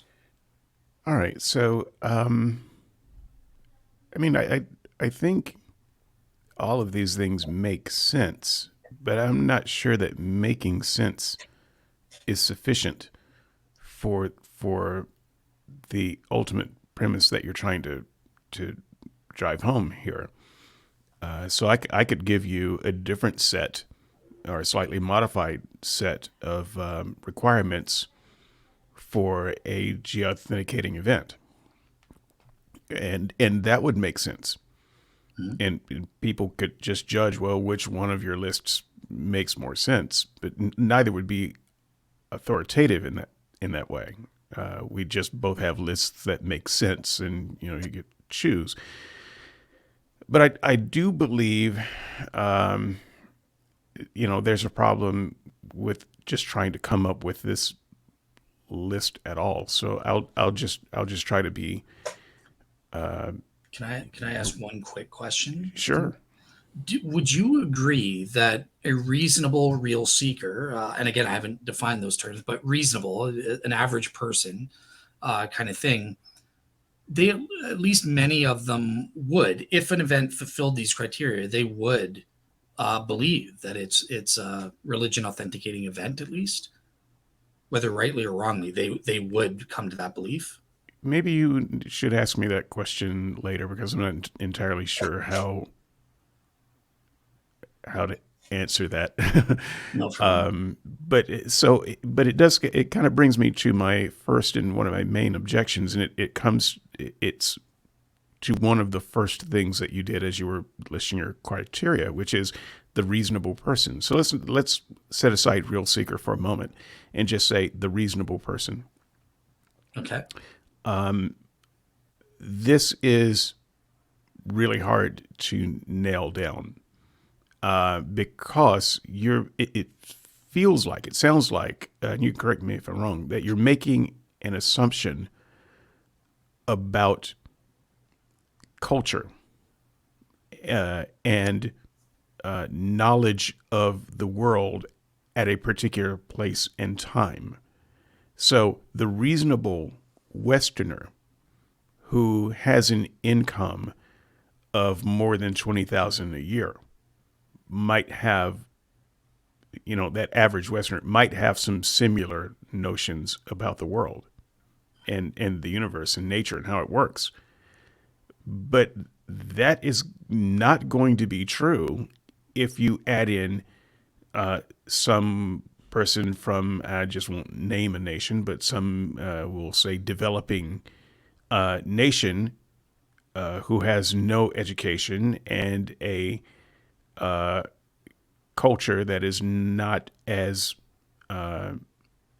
advanced with information that we would consider modern and basic information where we are. Are you saying that person is not a reasonable person? Well, of course they're a reasonable person. They're just a person who doesn't have access to the same knowledge as we do.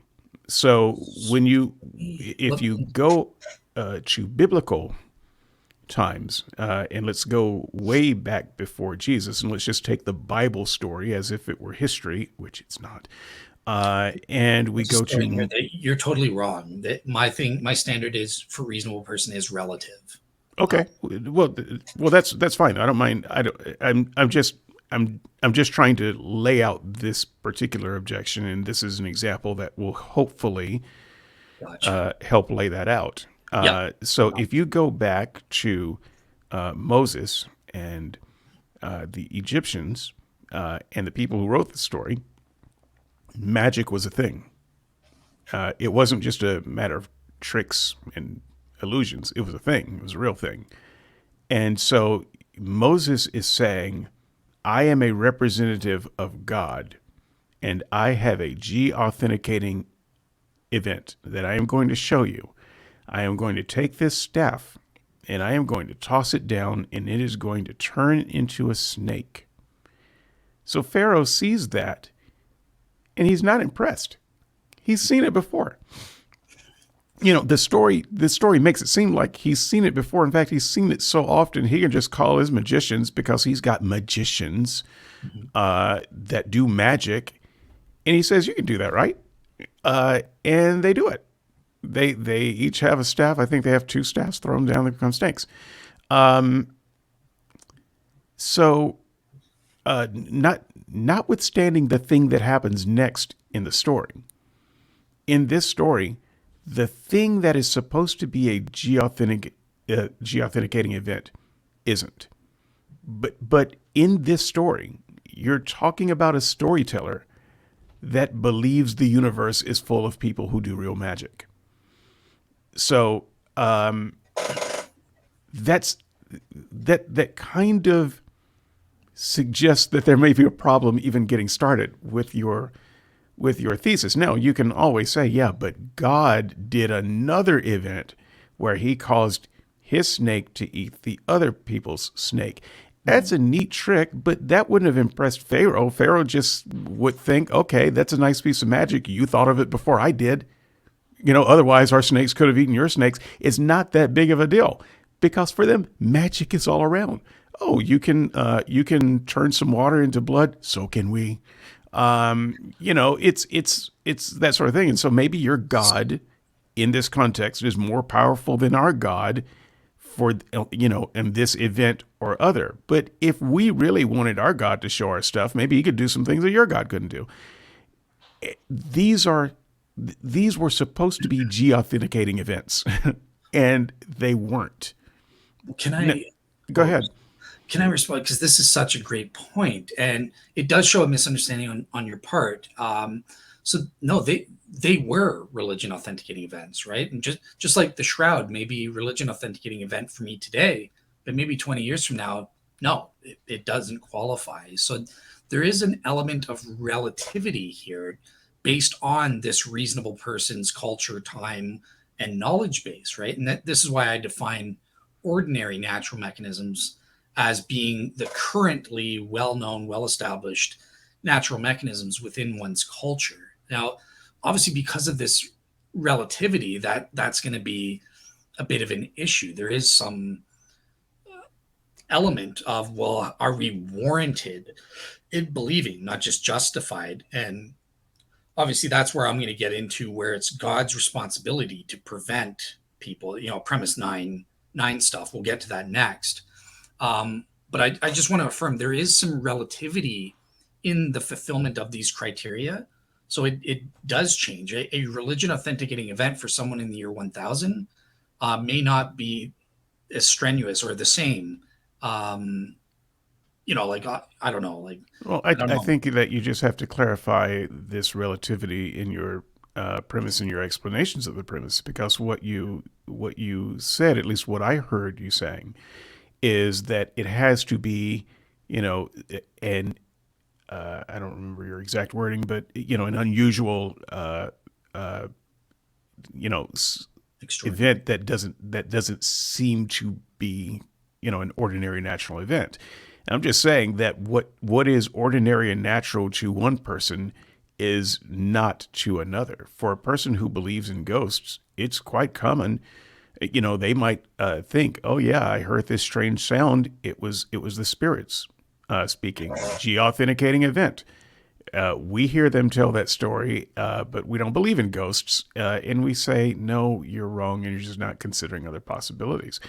Yeah. And so, I totally agree. I totally agree. Yeah, I need to work that in, but I do want to remember though there are criteria, so this wouldn't apply for anything. Like I can rule out Martin Luther thinking about lightning or a lightning storm, or them thinking it's Thor. There are a set of criteria whereby people in any time can outrule stuff, but still, your main point is, yeah, I need to be clearer about the relativity aspect for sure. So yeah.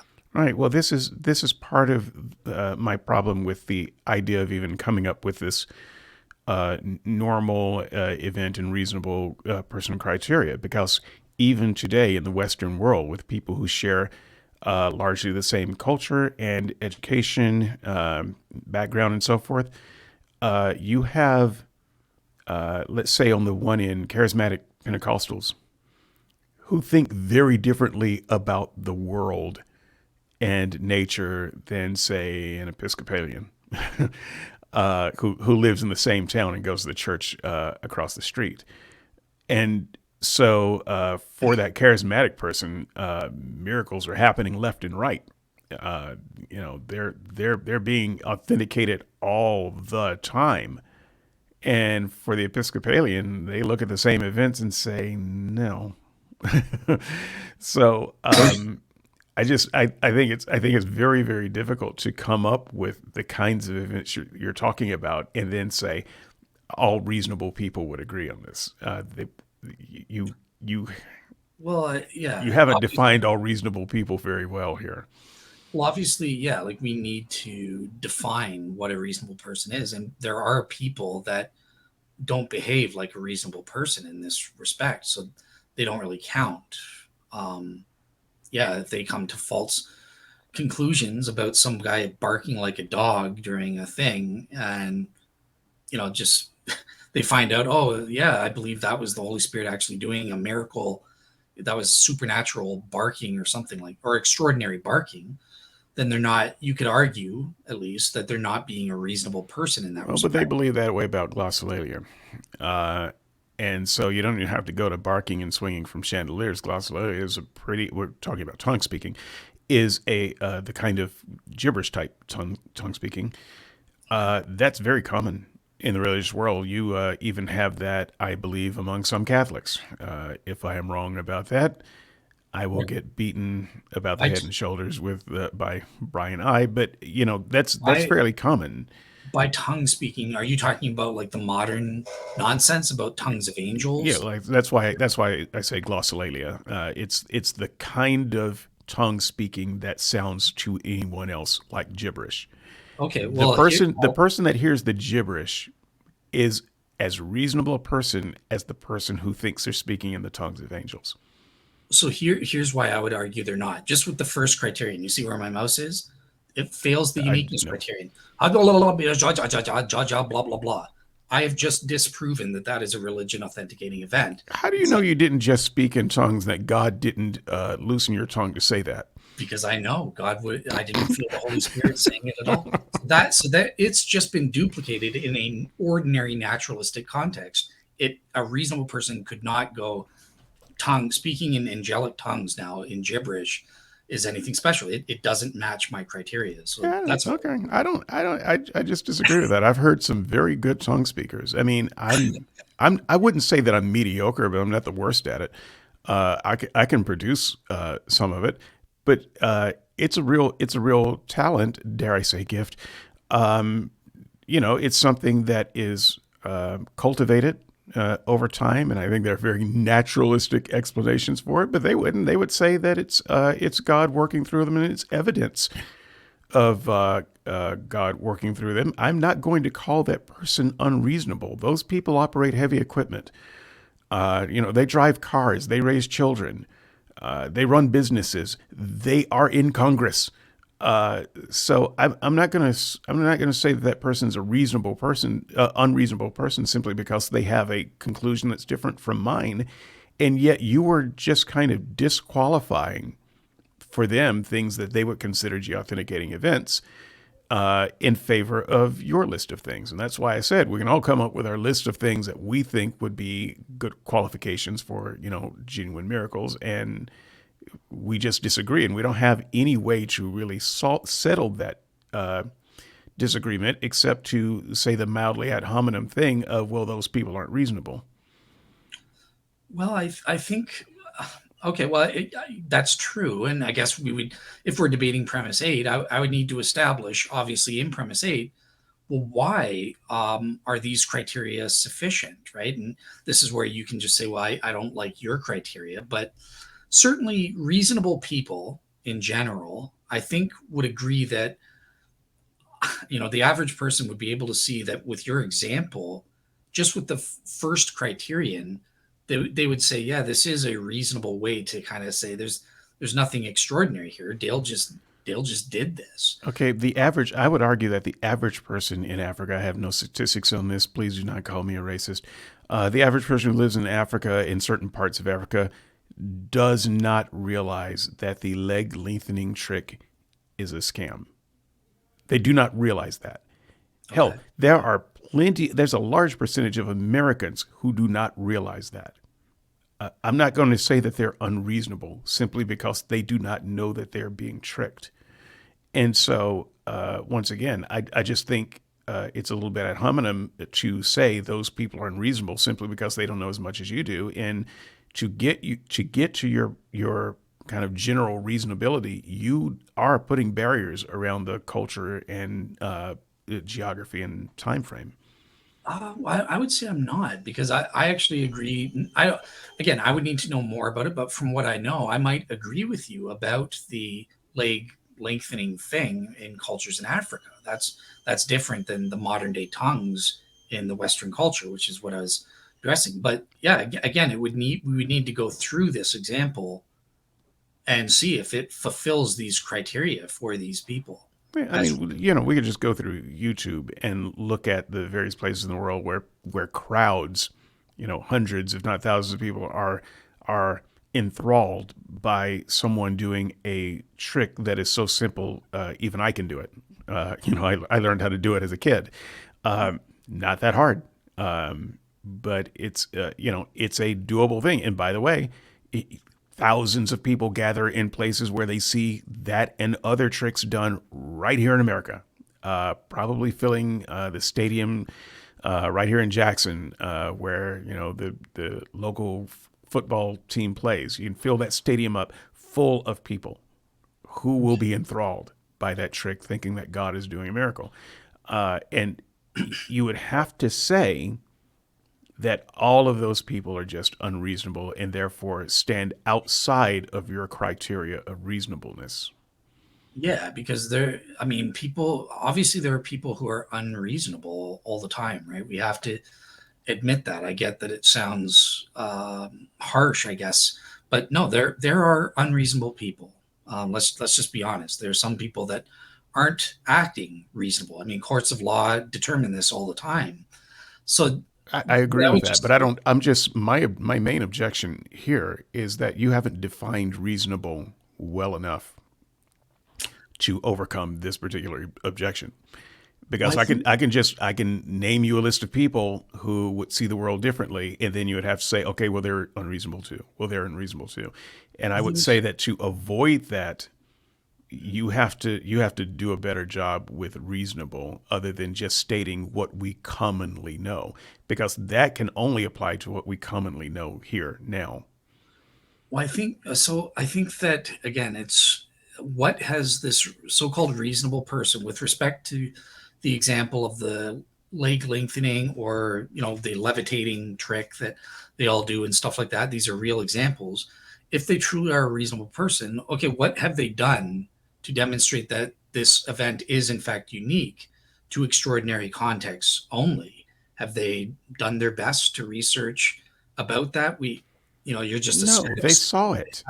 They saw it done by someone they trusted in a context where it didn't look like they could be fooled, and they didn't know that they could be fooled. They don't know how illusions work. They don't spend hours on YouTube looking up how is this thing done.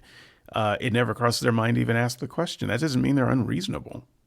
I think it is. If it didn't even cross their mind to ask the question and to use whatever resources they had, it doesn't have to be going online or whatever. I mean, I God don't. forbid. I don't know how skeptical a person needs to be. Here I am talking as if Yeah. I don't think people need to be skeptical. So this is what you've done to me. You've turned me into a bunch of blah blah blah blah blah. Thanks, you and your tongues. But what I'm what I'm trying to say is they are reasonable. Their parents told them this is how the world works. Their preacher told them this is how the world works. Their teacher told them this is how the world works. And now here they are, live and in person. And lo and behold, that's how the world worked. So it's not fair to say that they have been unreasonable for thinking that they saw a thing that they didn't see.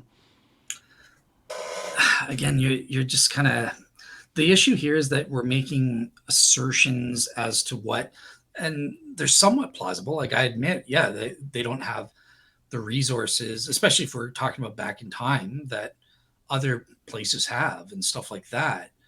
But they still have, this is why it should be reasonable real seeker, but it's also, they do have this duty to fulfill certain criteria to be this reasonable person. And I've kind of outlined what I think is the process that the average person would go through in coming up with saying, yeah, this event is an extraordinary event designed to authenticate a given Right. religion. And I And think your process is too narrow, and I think it is too academic, and it's targeting only a certain kind of person, which I don't think the world is mostly populated by.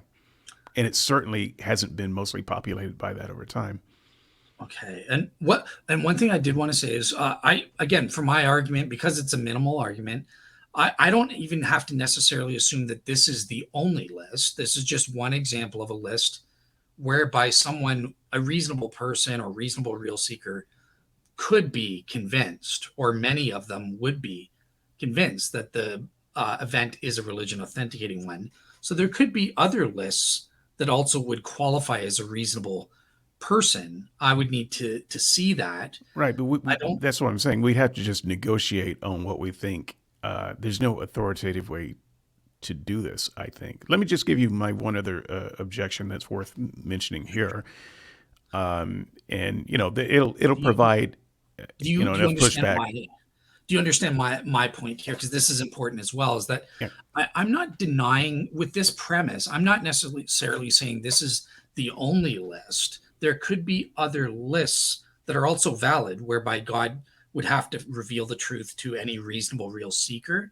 I don't think the examples you've given in Africa qualify, but I'm just saying there. This is just one example of a list whereby me, for example, this is what I followed, and I'm a reasonable real seeker. Therefore, I'm justified in believing that the shroud or the resurrection is a religion authenticating event. Okay. I forgot this and remembered it and forgot it several times. Let me just get this out of my mouth while I still remember it. Oh, there it goes. Forgot it. So Sorry. I, Okay. it's it's kind of important. Give me a second. Let me see if I can get it out of. Oh yeah. It's that you have to prove that the event happened, or have reasonable proof that the event actually happened as a part of your criteria. Mhm. And I would argue that almost torpedoes the whole of number 8, in my opinion, because we're talking about proving history in most cases, proving things that happened one time that cannot be repeated. You can't do it. So there's some, I guess, some, excuse me, ways of going about deciding whether you are going to believe something or not. But it's really hard to prove a thing that happened. And if it happened one time, and even if it's outlandish, and even if the chances of it happening by naturally are practically zero, we're talking about a miracle. And so the chances of whether it would happen naturally or not are almost irrelevant. So one example might be Joseph Smith and the magic hat. Was it Smith and the hat? Is that? Yep. Yeah. Yeah. Okay. Yeah. This is this is the founding miracle for Mormonism. Mhm. How do you know it didn't happen? You don't know that it didn't happen if miracles can happen. All you can say is it's the most ridiculous thing you've ever heard of, but miracles are ridiculous. So, Well, in the world of ridiculous things that could happen that would prove an event, it's definitely one of them. But you can't say it didn't happen. And one of the ways that a Mormon would deal with this is by the whole burning in the bosom. You have to decide whether you believe it happened by the sign of the holy heartburn. And so there's no way for me to sit here from my position in the world and say that it did not happen. By the way, it did not happen. But I can't say that authoritatively, and neither can you. And it any more than you can prove that some of the things that you believe are geauthenticating events happened. Misunderstanding maybe, because again, the whole point of this, we're not saying the event is necessarily a miracle. That's the point of the table. We're just saying No, you're saying that it happened. The first criteria of the event is that it actually happened. or whatever, right? Like if it's a past event, then yeah. But I mean, if it's a future event, we would have to prove that that event will happen, or whatever is relevant to the specific religion authenticating event we have in mind. But it's not presupposing that the event itself, like I'm not presupposing that, like for me, the event with the resurrection, let's say, right, is okay. The disciples all had an appearance, what they thought was an appearance of the risen Jesus. That's the event, and then we go into the other criteria to go, well, is this an a miracle? Is this a religion authenticating a miracle or not? We would have to go through that process, but the event itself is something that, okay, well, did they have this? Or with the Shroud of Turin, I'm not saying the event where is that they were miraculously formed. I'm saying that no, the event is these. There are images that were formed on the shroud. Okay, but I think that you're misunderstanding my objection. Okay. For instance, I'm just going to grant something that I don't actually grant, but that the disciples all had this visionary experience of Jesus. I don't even think all of the disciples existed. So I think the 12 is kind of a fake number. You probably have Peter, John, James, maybe one other or two others. But first of all, I don't consider the Book of Acts authoritative for anything. And so if you're asking me, did all the disciples, especially these 500 people that Paul fabricated, have the event of seeing the religious Jesus? I'm going to say no. But if being generous here, let's just assume that Peter had the, is accurately described as believing that he saw the risen Jesus. Okay. And that's the event, right? So you would have to say, well, that event would have had to happen. And you think that you have reason enough to believe that Peter thought he saw the risen Jesus, right? So I understand that's what you're saying. Now understand my counter to that. I think it is absolutely historical that Joseph Smith says that he had this event. Mm-hmm. That is historical. That is more historical than Peter saying that he saw the risen Jesus, in my opinion. But let's just say they're equally historical. Those are historical things. Whether the miracle suggested in those things actually happened is not even something that we're judging right now. We have two equally historical events that launched religions. And it becomes a matter of a person's investigatory abilities to see which, if either or both of those things, actually happened. Yeah, I think I. So And a reasonable person could come to believe that both or neither or one of those things actually happened. so I think so in terms of the criteria. Again, it doesn't matter whether the specific examples that you've raised, in fact, happened historically or not, right? But for the purposes in premise 8, it's if you're going to claim this thing is a religion authenticating event. Let's take the Book of the Mormon thing, right? And seeing the golden plates allegedly. I don't think that's historical, but I do think that But it's historical that it was claimed. it's historical that it claimed Well, later that's on. all the history we've got for the disciples too. Again, it's not about that. Pretend that evidence is piss poor for both cases, right? Or If you're just as strong for both cases. I'm not trying to say the evidence is bad for either. But to eliminate the Mormons in Joseph Smith, and that is a geauthenticating event, you'd have to be putting that into a separate category, I think. And I don't see your justification for doing that. See, I don't, right? It's the exact same thing. If I'm assessing the disciples, okay, what is the historical evidence that this event happened, that Peter thought he saw the risen Jesus, whatever or that the tomb was empty, whatever fact you're using, you would apply historical criteria that's appropriate for that time and place, and come up with, okay, I'm 60% convinced that this actually happened. Same with the with Mormons and the hat and the golden plates. Did they actually see this stuff?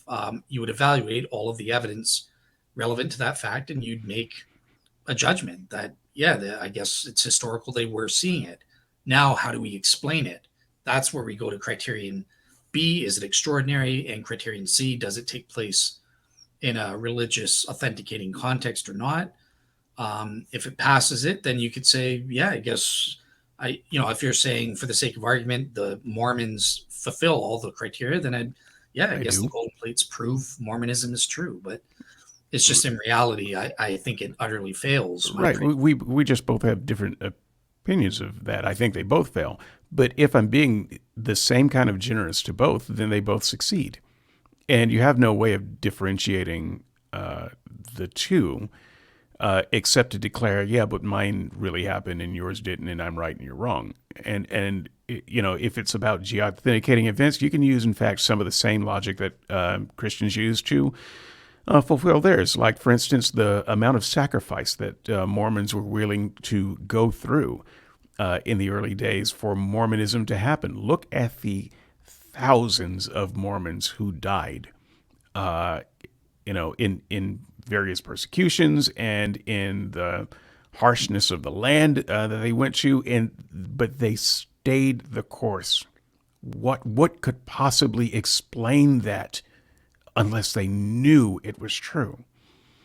You see, it's the same kind of thing. We could do that for some other religions too. And so I don't think that there's anything particularly special about the geauthenticating event of the resurrection that says, oh, well, this is the only event that happens that fits your criteria that validates religion over other events that validate religions, because those religions also exist and have millions of followers. Yeah. So in this case, you're saying the event is, look, despite persecution, I'm just taking it for granted that they're the same. For the sake of argument here, let's pretend they are the same, right? Early Mormons went through the same type of persecution that the early Christians went through, and yet they persisted. That's the event, and we can prove that happened historically, at least given your example. I'm taking your assumptions because I do think there is a difference, but let's say it's the same. Great, that's the event. Now we've proven that happened, but is it a religion authenticating event? That's where we have to go. Okay, well, people enduring through having enduring beliefs through persecution. Number one, is that unique to paranormal content? No, that I can think of ordinary natural examples where people. Okay, great. If that's not unique, then Christians ought to stop using it as an argument. I agree. They should. Well, we should just stop there. There's the sound bite. That's anything that I say from here is just going to take away from that. Just stop the tape. But I should clarify for the Christians before they think, oh, hey, No clarification. Where is that stop button? I'm saying that in and of itself does not prove that the resurrection belief is true in any way. Sure. But it can be, that element can be used in a compound argument, maybe. Again, I would more use it that they decide the early eyewitnesses, those are the ones that matter to me. I don't care about Jim Bob Jones enduring persecution. He wasn't in a position to know. Same with me. If I'm willing to be martyred for my faith, proves nothing about the truth of whether Jesus rose from the dead. It just proves I believed it because I'm not an eyewitness or something. So like, yeah, there's qualification out there for the Christians, but the straightforward argument of, well, look at all the Christians who just endured through persecution as despite being random people, garbage argument. Stop using it, Christians, please. Look, okay. I'm going to say you've defeated me by agreeing with me, and that's not what I was going for at all. So I'm very dissatisfied with this section. But you see how the criteria work, right? Just right here with the first one, it's already gone. Well, but my broader point is you can go down the line of the criteria, and you can. I think that I could just as successfully come up with those same kinds of authenticating events for other religions that one would have to ultimately take on faith that the miracle actually happened, and you can kind of go through the criteria and determine whether you think that miracle is historical or not. And I think that many people have done that, which is why there are many gods that are still around and many religions that are still around, and why people prefer their religions and not Christianity, say, because they've heard Christianity being presented.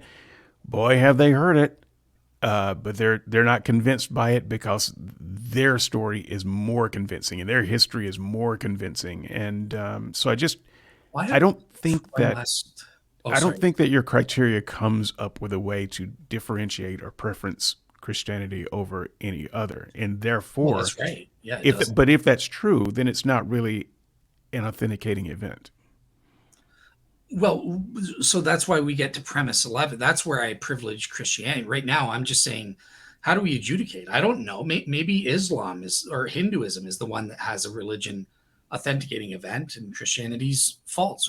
How are we going to tell? This is how we're going to assess all the religious events that are claimed to be extraordinary or whatever. We're to authenticate that religion.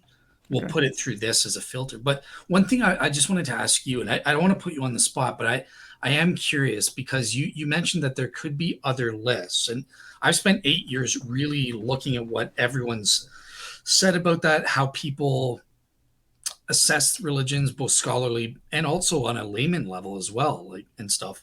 As an average person, if without just, I take it you're not just, well, I have the same list, but minus one criterion. Like what would be a list of a completely different set or list of criteria that you think would be rationally justified or reasonable for people to go, yep, God did this and he's proving this Christianity is true. If it's not my criteria, what would you use? Okay. I will just disappoint skeptics everywhere. Back in the first season of SNS, we did this thing where we kind of swapped sides a little bit and talked about the worst arguments and the best arguments from both sides. And the thing that I said was that the best argument for Christianity is the internal arguments. It is, in fact, the sensus divinitatis, even though I have slayed that argument mercilessly, and I'm not sorry for it. wish I had slayed it even harder, but understand what I'm saying. That's the best argument for the religionist, not just the Christian, because it's something that cannot be interrogated externally. So if the best argument for me personally for Christianity would be if God spoke to me the same way he spoke to Paul. if he interceded in my life in that same way. Also, if he gave me the power to raise dead people, that would greatly help.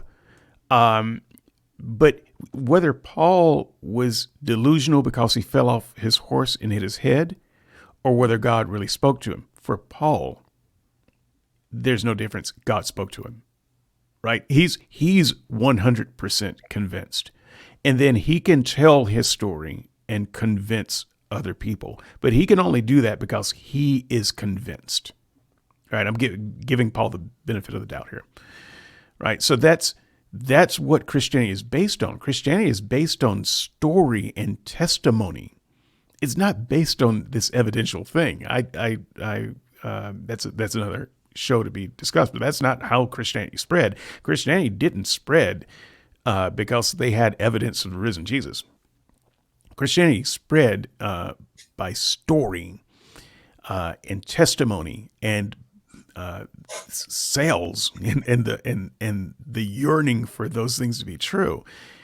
So I honestly think that the strongest evidence of a miracle, of a G authenticating belief, would be the internal kind where God has showed you this. And you can just babble on about it. It doesn't matter to other people if you're mad or not. You know because you know because you know. Now, what would make that more strong and convincing to other people is if everybody had that experience of God. And this is where the sensus divinitatis thing really fails for me. If one person has it, then God has convinced one person. If everybody has it, God has convinced everybody. And so I think it's a failure of God that he does not communicate to more people that way. And I'm sorry, I don't consider it a failure of me because I don't believe Paul or Peter in their encounter. They had an encounter. Good for them. I didn't. Right? So I do think it would be a G authenticating event if you do have that encounter, but it would be way more convincing if everybody did. So that's okay. So that's interesting then, because and that is, I do remember that show. So you are being consistent that the properly basic belief, which is technically it's a different mechanism than these religion authenticating events or G belief authenticating events, which are meant mostly to look at objective evidences or from miracles or whatever. But just so I'm understanding you, so I get that you think the PBBs are the best route, and I think you're right, and I think that is how most Christians come to a warranted true belief. It's also how Mormons do it. I mean, it is just Yeah. another way of setting the fire in the belly. I mean, I know you differentiate from that a little bit, but just be a little bit charitable there. It is the same thing for them. It is why they believe the miracle claims, because they have an internal conviction sense that seems to come outside of themselves that it is true. Okay, so let's put that to the side because that's not the topic for today. What I want to know from you then, are you saying that that's the only way? Like a No, reasonable person couldn't use like a list of criteria to rationally infer that there's a religion authenticating no, miracle? I just don't think that it's the best way. And so I mean, you asked me to, give you another list or another type of thing that would produce a geauthenticating event, and I presented that I could do other things, and I could come up with more elaborate lists. I just happen to think that that's the superior one, and so I would take my internal knowledge that it is true because God spoke to me over all of the evidence that you could present. Because the evidence that you can present is largely given to us, passed down to us by history from people who had experiences like the one I'm describing. And so we're evaluating stories of other people's experience. And I'm saying, you know what's superior than that? Actually having the experience. Fair enough. Okay. All right, cool. So I think I'll let it go, and we'll move on because we've got three premises left, kind of thing. Yeah, but you know Unless, what? I bet there's so much similarity here. I bet we've covered most of that ground, but let's find out. okay, cool. So premise nine, this is where God's responsibility comes in, right? So this is why I can convert just a reasonable person or a reasonable real seeker's mere rational justification.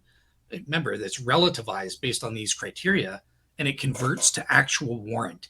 I can actually know that Christianity is true or God endorsed Christianity despite only having mere justification with the criteria, because God, as a real maximum grade being, he can't allow any undue confusion, which is any confusion that would unjustifiably hinder me from achieving my goal one, from achieving. So I've phrased it differently, but positively here. So if God allowed an event as described in premise eight to occur in relation to a religion, and that religion does not facilitate the achievement of goal one, there are no further clarifying mechanisms attached, then this would entail that many reasonable real seekers would unjustifiably, that should say, fail to achieve Go 1. And this is inconsistent with God's own essential nature. God can't allow for undue confusion. So therefore, I can rest assured if there is an event that supports Christianity or Islam or whatever, and it fulfills these criteria, yep, I know that that religion is what God, at least for the right now, that's what God wants me to follow. Right. God can eliminate undue confusion by just giving everyone the same authenticating internal knowledge of it being true. It only becomes confusing when you have these one-time events that happen to one person or, a room full of people in some faraway place in some faraway time that cannot be repeated, and all you have are stories from these people about these things. That's how the confusion happens. But if everybody had the event, I'm at risk of repeating myself, there wouldn't be any confusion. So if what God really wanted to do was eliminate confusion, there are easier and more certain ways for him to do it. And so I'm not entirely sure that God would want to eliminate confusion. And if you'll allow, I am confused by some of the conversations that we've had. I don't think God does want to eliminate the confusion for everybody, because it would be somehow an upset to his plan if every person who was ever born was saved. So to get this kind of end goal of the maximal number of the right kind of person fulfilling their ultimate goal, then some people won't. I remember asking about this. I don't know if it was on air or not. So if it's not, you can edit this out. I don't mean to. I just don't remember what all conversations we had in private or not. But if God doesn't seem to want everybody to be saved. He has this end goal, and with his middle knowledge, he knows the maximum number that would be saved. And so if I am, for instance, through his knowledge of what I would choose and so forth, if I'm one of those people who he knows won't be saved, then by the same token and logic, I am a person he doesn't want to understand. He wants me to be confused because that will, in fact, facilitate his ultimate end. So I don't know that you have shown that this clarifying mechanism would be a thing for all humans. I mean, I guess you could say for some humans, for the humans that he wants it for. But the way it's worded, it makes it sound like this is something that all humans could attain, when we know that that would go against God's ultimate plan. All right, fair enough. Yeah, it's okay. Again, we've been going for like 2 hours 45 minutes, I think, right? I Do you don't know know. the because I can't see anything in the time. Okay, so um, yeah, I'll just give this one counter kind of thing is that again there is confusion, and there is a sense in which God wants everybody to be saved. This is a more of Christian theological thing, but so it's not necessarily the case in terms of this premise. But yeah, just to explain, yes, God wants everyone to be saved, but in light of Go One, he knows that that's just impossible. So he has to make do with the best universe he can, where as many people as possible do achieve Go One. And that's why he creates this universe. Um, and I do think that, yeah, so God is willing to allow certain types of confusion. So, for example, if you're not a reasonable real seeker, yeah, God is perfectly allowed to give confusion and allow for confusion. Certainly, I'm not the best communicator and stuff, and David admitted that sometimes when we're just talking, God has allowed me to exist and to confuse David with some of the philosophical mumbo jumbo that I've said. Right?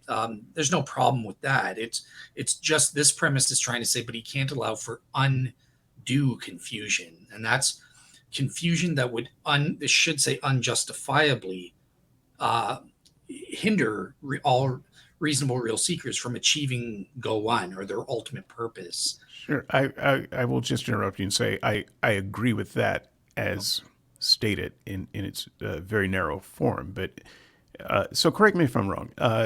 Tell me if this is something that you believe or don't believe. If perhaps, let's word it this way.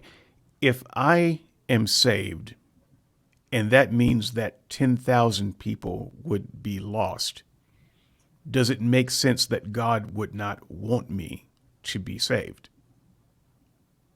Yeah, and you guys are the only. It's only you. There's 10,001 people in the entire universe. Just for the sake of argument, then yes, God. It's better for me to be lost in 10,000 to be saved than for me to be saved in 10,000 to be lost, right? Exactly. It Okay. is a So numbers game. in that scenario, God would want me to have, uh, let's remove the word undue, justifiable confusion. Would want you to have justifiable. I don't think he would want you to have justifiable. Well, it's justified why he wants me to be confused. Because if I'm not confused and I repent and turn to him, 10,000 will be lost. Well, it's so you are ultimately responsible, or every human being is going to be responsible for their confusion, but it is justifiable from God's perspective to create this universe in which he knows you're not going to be a reasonable real seeker and come to faith, and because of that 10,000 people will be saved, whereas Right. otherwise And but he could intervene and grant me that salvation, but that would somehow, in the cosmic balance of things, cause the 10,000 to be lost. So he is, in fact, also actively choosing not to save me. Yes, when he chooses to what world to actualize this world, that is him being sovereign and making that choice. He's actualizing the circumstances that you are making your free choice to not be a reasonable real seeker with. Right. So this is the nature of the objection that I have here, and this just may be a wording thing, or as you've put the premise. I would just say that this God hypothetically could demonstrate to those elect people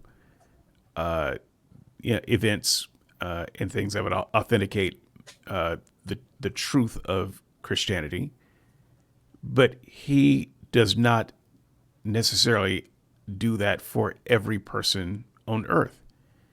Because if every person on earth understood perfectly that God was indeed authenticated and Christianity was authenticated, it would blow his plan. So you can't. This premise can't be right. Why I don't see, Or at least it can't be universalized the way it sounds like you're you're But you're asking me a question as to what I believe is a Christian. I'm struggling to see, like, this premise doesn't presuppose my theological beliefs. So I don't know. Maybe I'm misunderstanding how it's a refutation. okay. So maybe I am not understanding the premise. That is, among all things, possible. But I mean, you were talking about God not allowing undue confusion in things like that. But Oh, God does allow. Once again, I take it. I think that you should probably take out undue, because that word is a little bit fraught.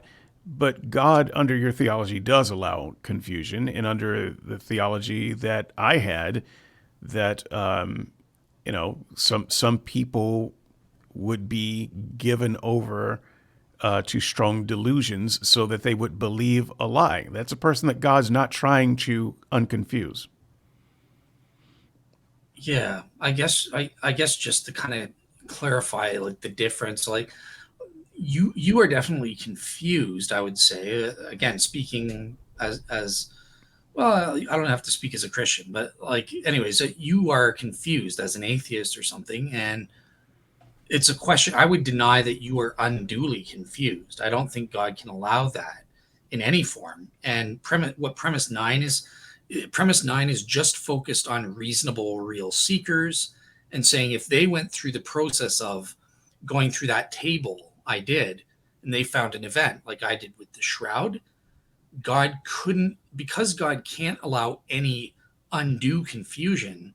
That means I can't be confused about this event, saying, yeah, God wants me to follow this religion. So that, At a practical level, though, how does your real seeker differ from the Calvinists' elect? Because God, the elect are going to hear God's voice. My sheep hear my voice.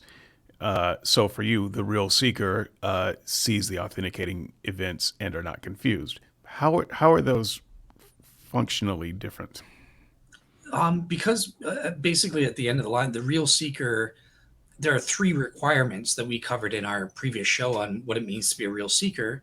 And it's up to each individual person and their libertarian free will to choose to fulfill those elements or not. And to the degree that they do fulfill them, this allows the Holy Spirit to, or whatever, God, this will make God able to not have you be confused about stuff. Okay, but it seems like it's just another way of saying only the elect are real seekers, or all real seekers are the elect, and they will see the authenticating events clearly as they should without confusion. And everyone else who's confused is not the elect, and were not real seekers, and therefore are left to their own confusion. I mean, it's just different ways of getting to the same end.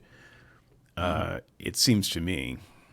Yeah, I think you describe it properly. I agree with you with one qualification, and that hasn't come up in my argument here. But so when I say God can't allow any undue confusion to any reasonable real seeker, or the elect as you call them, that's true, but it's up after the point of no return, because I think that I was a reasonable real seeker for a time, yet I was still confused about the religion. But that didn't qualify as undue confusion, because God only responsible to reveal the truth at or before the point at which we will unjustifiably not be able to achieve our ultimate purpose. So there could be reasonable real seekers out there. Maybe you are one. I don't know. You deny it specifically, so I have to say I know for you, you are not a reasonable real seeker. I'm But not now, but I used to not be. now. So no, no, I'm with you there.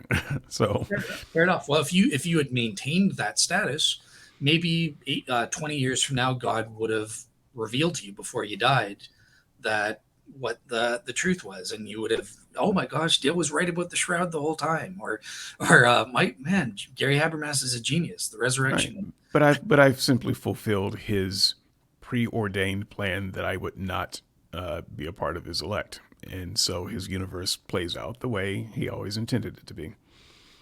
Yeah, but you are choosing to go along with that. Yeah, So I mean, I find throwing in free will to be it doesn't help the argument. I mean, whether you say it's libertarian free will, but it's Molinism, or you say it's not libertarian free will and it was God's plan from the beginning, practically speaking, it works out to be the same. So, the inner mechanism of that, of how you get there, is just a matter of what religious and philosophical tradition you prefer. But you're both, you and the Catholic, the Calvinist, arrives at the same place ultimately. gotcha. Okay, cool. Yeah, We the can last skip 10. we can skip I 10 think you hours. were right about skipping 10. Let's jump straight to 11. Okay, cool. So yeah, this is basically saying, well, guess what? As a matter of fact, Christianity does have events that fulfill the criteria of premise 8 for being a religion authenticating event. And I've said that in my coming to faith, I think there are 4 religion authenticating events, possibly a 5th one. But there was 4 that played a role in my conversion. Sorry, 3. The historical evidence for the resurrection, formation of the Shroud of Turin, and the vindication argument. The other was the properly basic belief that David mentioned, but that's outside of the religion authenticating events as this argument is looking at them. Yeah, I mean, it's straightforward. This is just a factual premise, and I would need to, like I said, I've written 300 pages establishing the shroud. At some point in the future, I'm going to write my case, my argument for the historical evidence for the resurrection, and I'll also be writing up a case for the vindication argument. But yeah, Yeah, and this is the shortest one we will do, because I will simply say, so I'm I'm pretty much done with that argument. Look, we don't need to go rounds on the shroud. Dell has written many trees worth of shroud, and he's recorded reels and reels of tape on the shroud. You can talk about it there. I have talked a little bit about why I'm unconvinced. I am never going to be convinced by the shroud. Sorry. So no need to discuss that one. The vindication, you're going to have to talk about that a little bit. I think that you'd be on firmer ground to talk about the Census Divinitas, frankly, but that maybe that's something that you could go over. But as far as the resurrection, I would just say inherently, by its very nature, is something that cannot be historically proven. So it is something that you can collect some evidence on, and you can weigh that evidence, and you can decide whether you believe it or not, or you can just actually believe it or not, because I don't think it's a matter of decision. We either believe it or we don't. I am as familiar with all of the evidence for the resurrection, Dale, as you are. I am not convinced by it. I don't believe it. I can't make myself believe it. I can't pretend to believe it. I just don't believe it. You are aware of the evidence and you believe it. So that's great. That's more of a PBB argument to me than a historical evidence of the resurrection argument. There can be no historical evidence of the resurrection. There can only be a collection of things that you consider and you have a feeling about one way or the other. You've done some mathematical probability, and that's how it lands for you. It lands differently for me. okay, all right. Well, yeah, I'll just sum up by taking a page out of David's book and saying everything he just said. Nuh-uh. Look, it's a very powerful argument when used correctly. There you go. Yeah, exactly. I find it works best that way. That's what I have my debate with Jordan from Reason to Doubt on Friday, where we're just going to be debating premise 8 in my argument. How do we identify miracles? And everything, my response to everything he says is just going to be nah, and leave it at that. Which would probably be the best answer. Honestly, so. Awesome. Well, now that we're at the end, let me ask you, David, because I was really excited about the show. I know I was a little bit rude as a host. Sometimes I was interrupting you. That was just exciting. It's just a conversation. This sounds, look, for anyone who's wondering, this sounds like the kind of conversation that Dale and I have when we're not recording. So it's just a conversation. That's just what it is.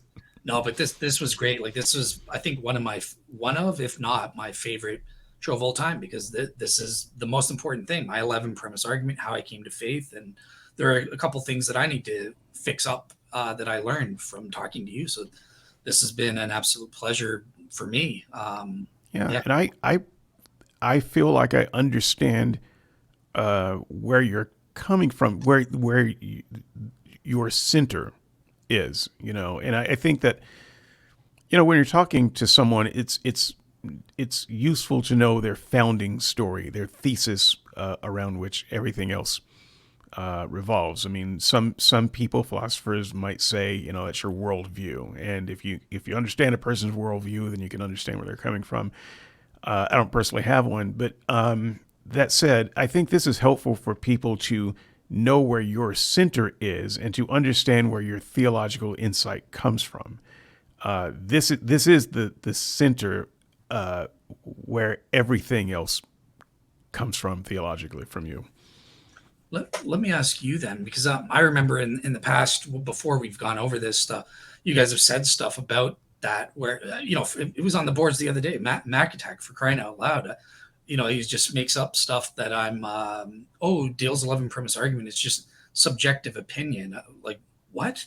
This is an objective deductive argument. It is objective, right? It's meant to be, obviously it's written in standard form, so you don't get all of my hundreds of pages of reasoning behind the premises, but these are explicitly objective. And hopefully this show has given at least some kind of indication that there is stuff to warrant the premises. I'm not just asserting, oh, God exists, or basing it on, in the past, Darren has mentioned that my 11 premise argument presupposes Christianity, and it doesn't at all. So I don't know, is that I helped? don't think the 11 premise argument presupposes Christianity. I do believe it presupposes a certain kind of God. Yeah. I think it is necessary for the kind of God that you suppose to be true before you can get to premise two. So if that God doesn't exist, there's no, you don't have any premises.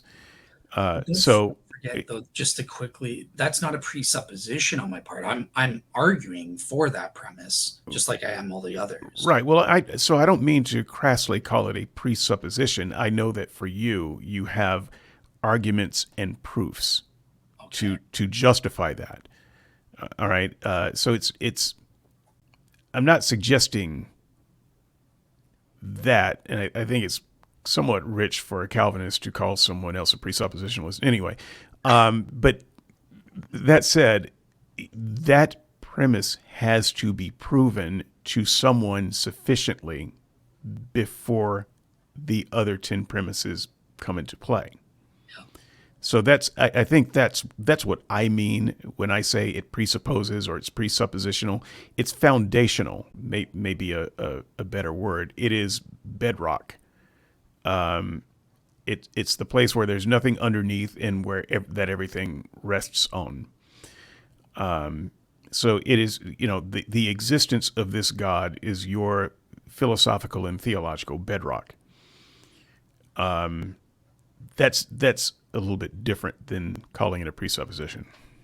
Gotcha. Yeah, no, I fully agree. Obviously, I wrote this argument in standard form, and that's just every argument, any argument in the entire world. You have to lay out your reasoning as to why you accept the premises and stuff. So Right. I get what you guys are saying. Just These premises are not your proofs for God existing. They are the thing you do after you've proved that God existed.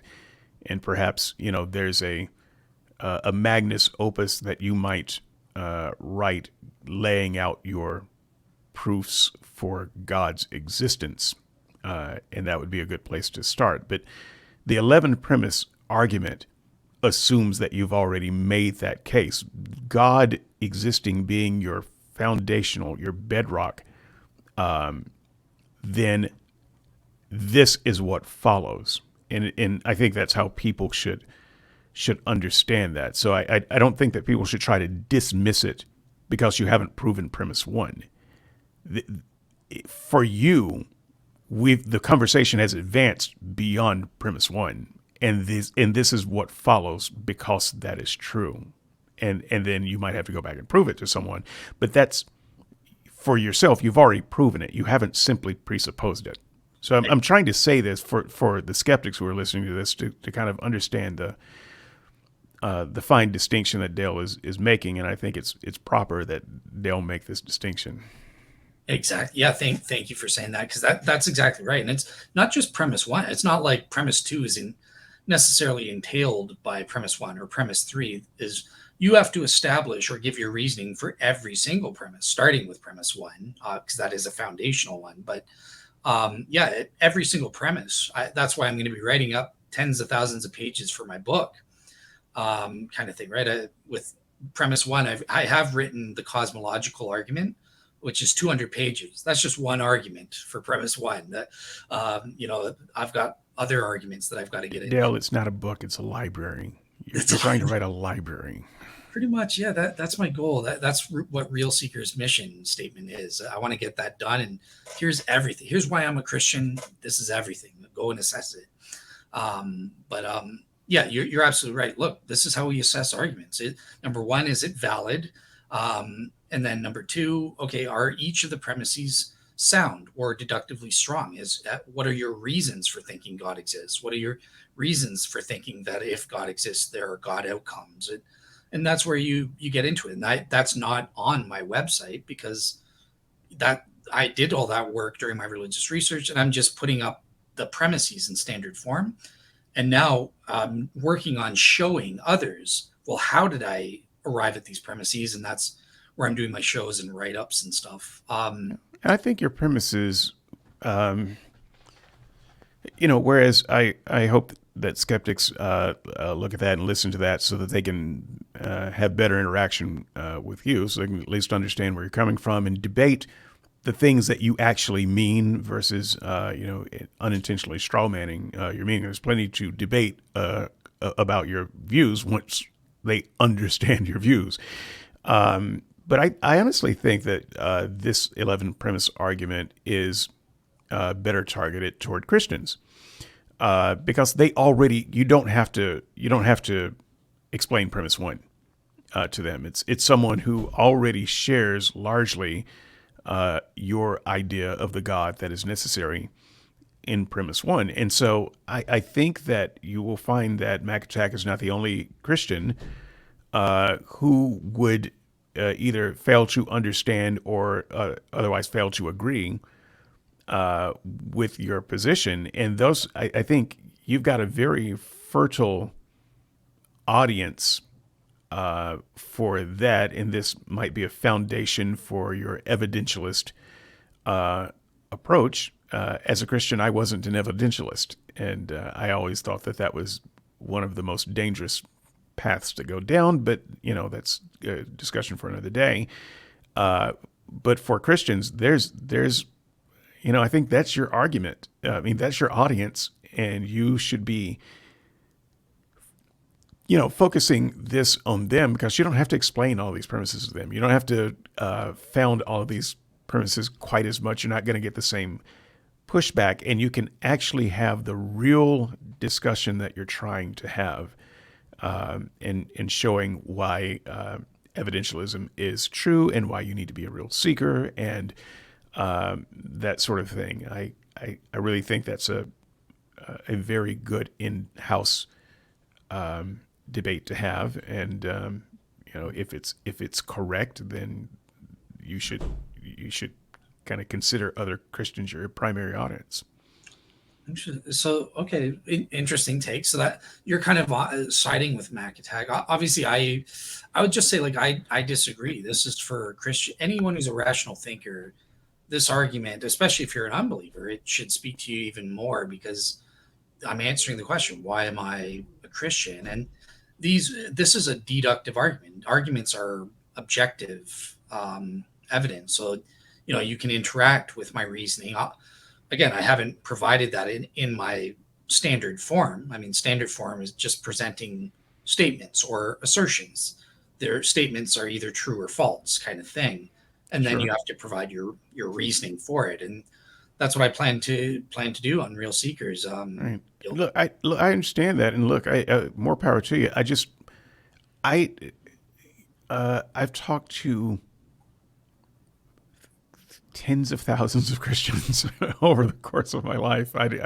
Uncountable, tons of conversations, and I honestly believe that if you ask Christians why you're a Christian, why you remain a Christian, why'd you become a Christian, why do you remain a Christian, they would not have most of the answers that you do.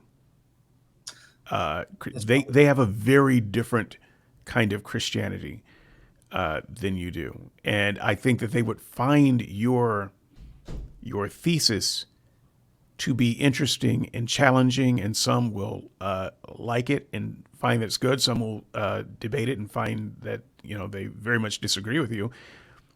But I mean, that's where the opportunity for growth is, in my opinion. If you think that Christians are Christians for bad reasons and don't really fully embrace their story and don't really fully understand the reasons they're losing to atheists online is because they don't have a good foundation for their own Christianity and so forth. I think that's a strong place to be, and you could stake your academic career on that. You, I just think you're missing the bigger audience for your work. But uh, by all means, I think that there's a good audience on Skeptics and Seekers, not just the usual suspects who comment, but the people who download and listen to the show every week. There's an audience for them, but yours, you'd be a best-selling book writer right now if you were just targeting a slightly different audience. gotcha. So, Fair enough. Fair enough. Cool. All right. Awesome. Well, yeah, I think that covers everything that I wanted to go over. I'm happy with the show. Any final comments from you before we wrap up? Or no, I love this, and I hope that we can come back and revisit the I don't know what to call it, the theology by calculus okay. idea of figuring out the the probabilities. How you go through that, what that practically looks like. How you put that together and come up with a belief versus non-belief. I also think this is something that many Christians find novel, although you're not the first person to try to apply Bayes to this. But I think this is a very novel concept for both Christians and atheists, and I would like another shot at talking to you about that. Yeah. Yeah. Because well, that's a great point. I didn't even think to bring that stuff up, but that fits into, like, okay, like premise one. There's those evidence arguments for God's existence. There's arguments against. How do I put that together to go, yeah, God probably does exist? That's where I use Bayes' theorem. And so, yeah, I would love to talk to you. I can give you examples with made up numbers. Just lost you there. Oh, can you hear me? Yeah, got you now. You Oh, said with made up num. with made up numbers just to illustrate how it might work and stuff like that. And the thing about me, again, with my technique, remember, it's a Bayes-ish technique, right? I'm not using Bayes' theorem proper, and that's, I think, a strength of my method. It speaks to the reasonable person. The average person can assign their own subjective probabilities to the different factors and plug it in this formula, and it's a quick little, I mean, everyone knows how to multiply and divide. That's all you need to know. uh, Let's see if we can come back next month. If not next month, the month after that, and September. plan to Yeah, I'm talk about that. taking I'm taking August off from all podcasts. I'm not doing a single thing A because wise move. I need it. I Ever since Skeptics and Seekers, I've never had a vacation except for that summer where we took off in Skeptics and Seekers. But I've Oh, been come on, working. be for real. Podcast is your vacation. Sometimes we just need vacations from our vacations. There we go. I enjoy it. I love doing it, but I just need a Yeah, I break. mean, you and I mean, we talk about taking a break from time to time. this is what I do to take a break from my life. This is my break. When I was writing for a living, people would often ask me, "Well, what do you do for fun?" And I would say, "I write." I, when I'm not writing for work, I write for fun. That's what I do. This is my vacation. But you need a break from everything that you do, that you love and enjoy, and maybe overserve from time to time. But heck, you and I, we don't make a dime off of this crap. We do it because we love it. Exactly. Yeah. I've never asked for money. I never asked for likes or subscribers. It's up to the audience. If you want like what I have and you want to be informed, that's up to you. That's great.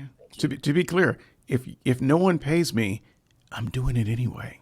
Same here. Exactly. That's good. Helping. Well, for me, I have my motivations, right? I want to get that info out there and hopefully save some souls and stuff like that. So, And my mind is just broken in such a way that this is what makes it feel good. awesome. All right, cool. Well, yeah. So thank you so much for this, David, and we'll definitely do a show on the probabilities maybe sometime in mid September. And other than that, have a great week, everybody. All right. Bye bye.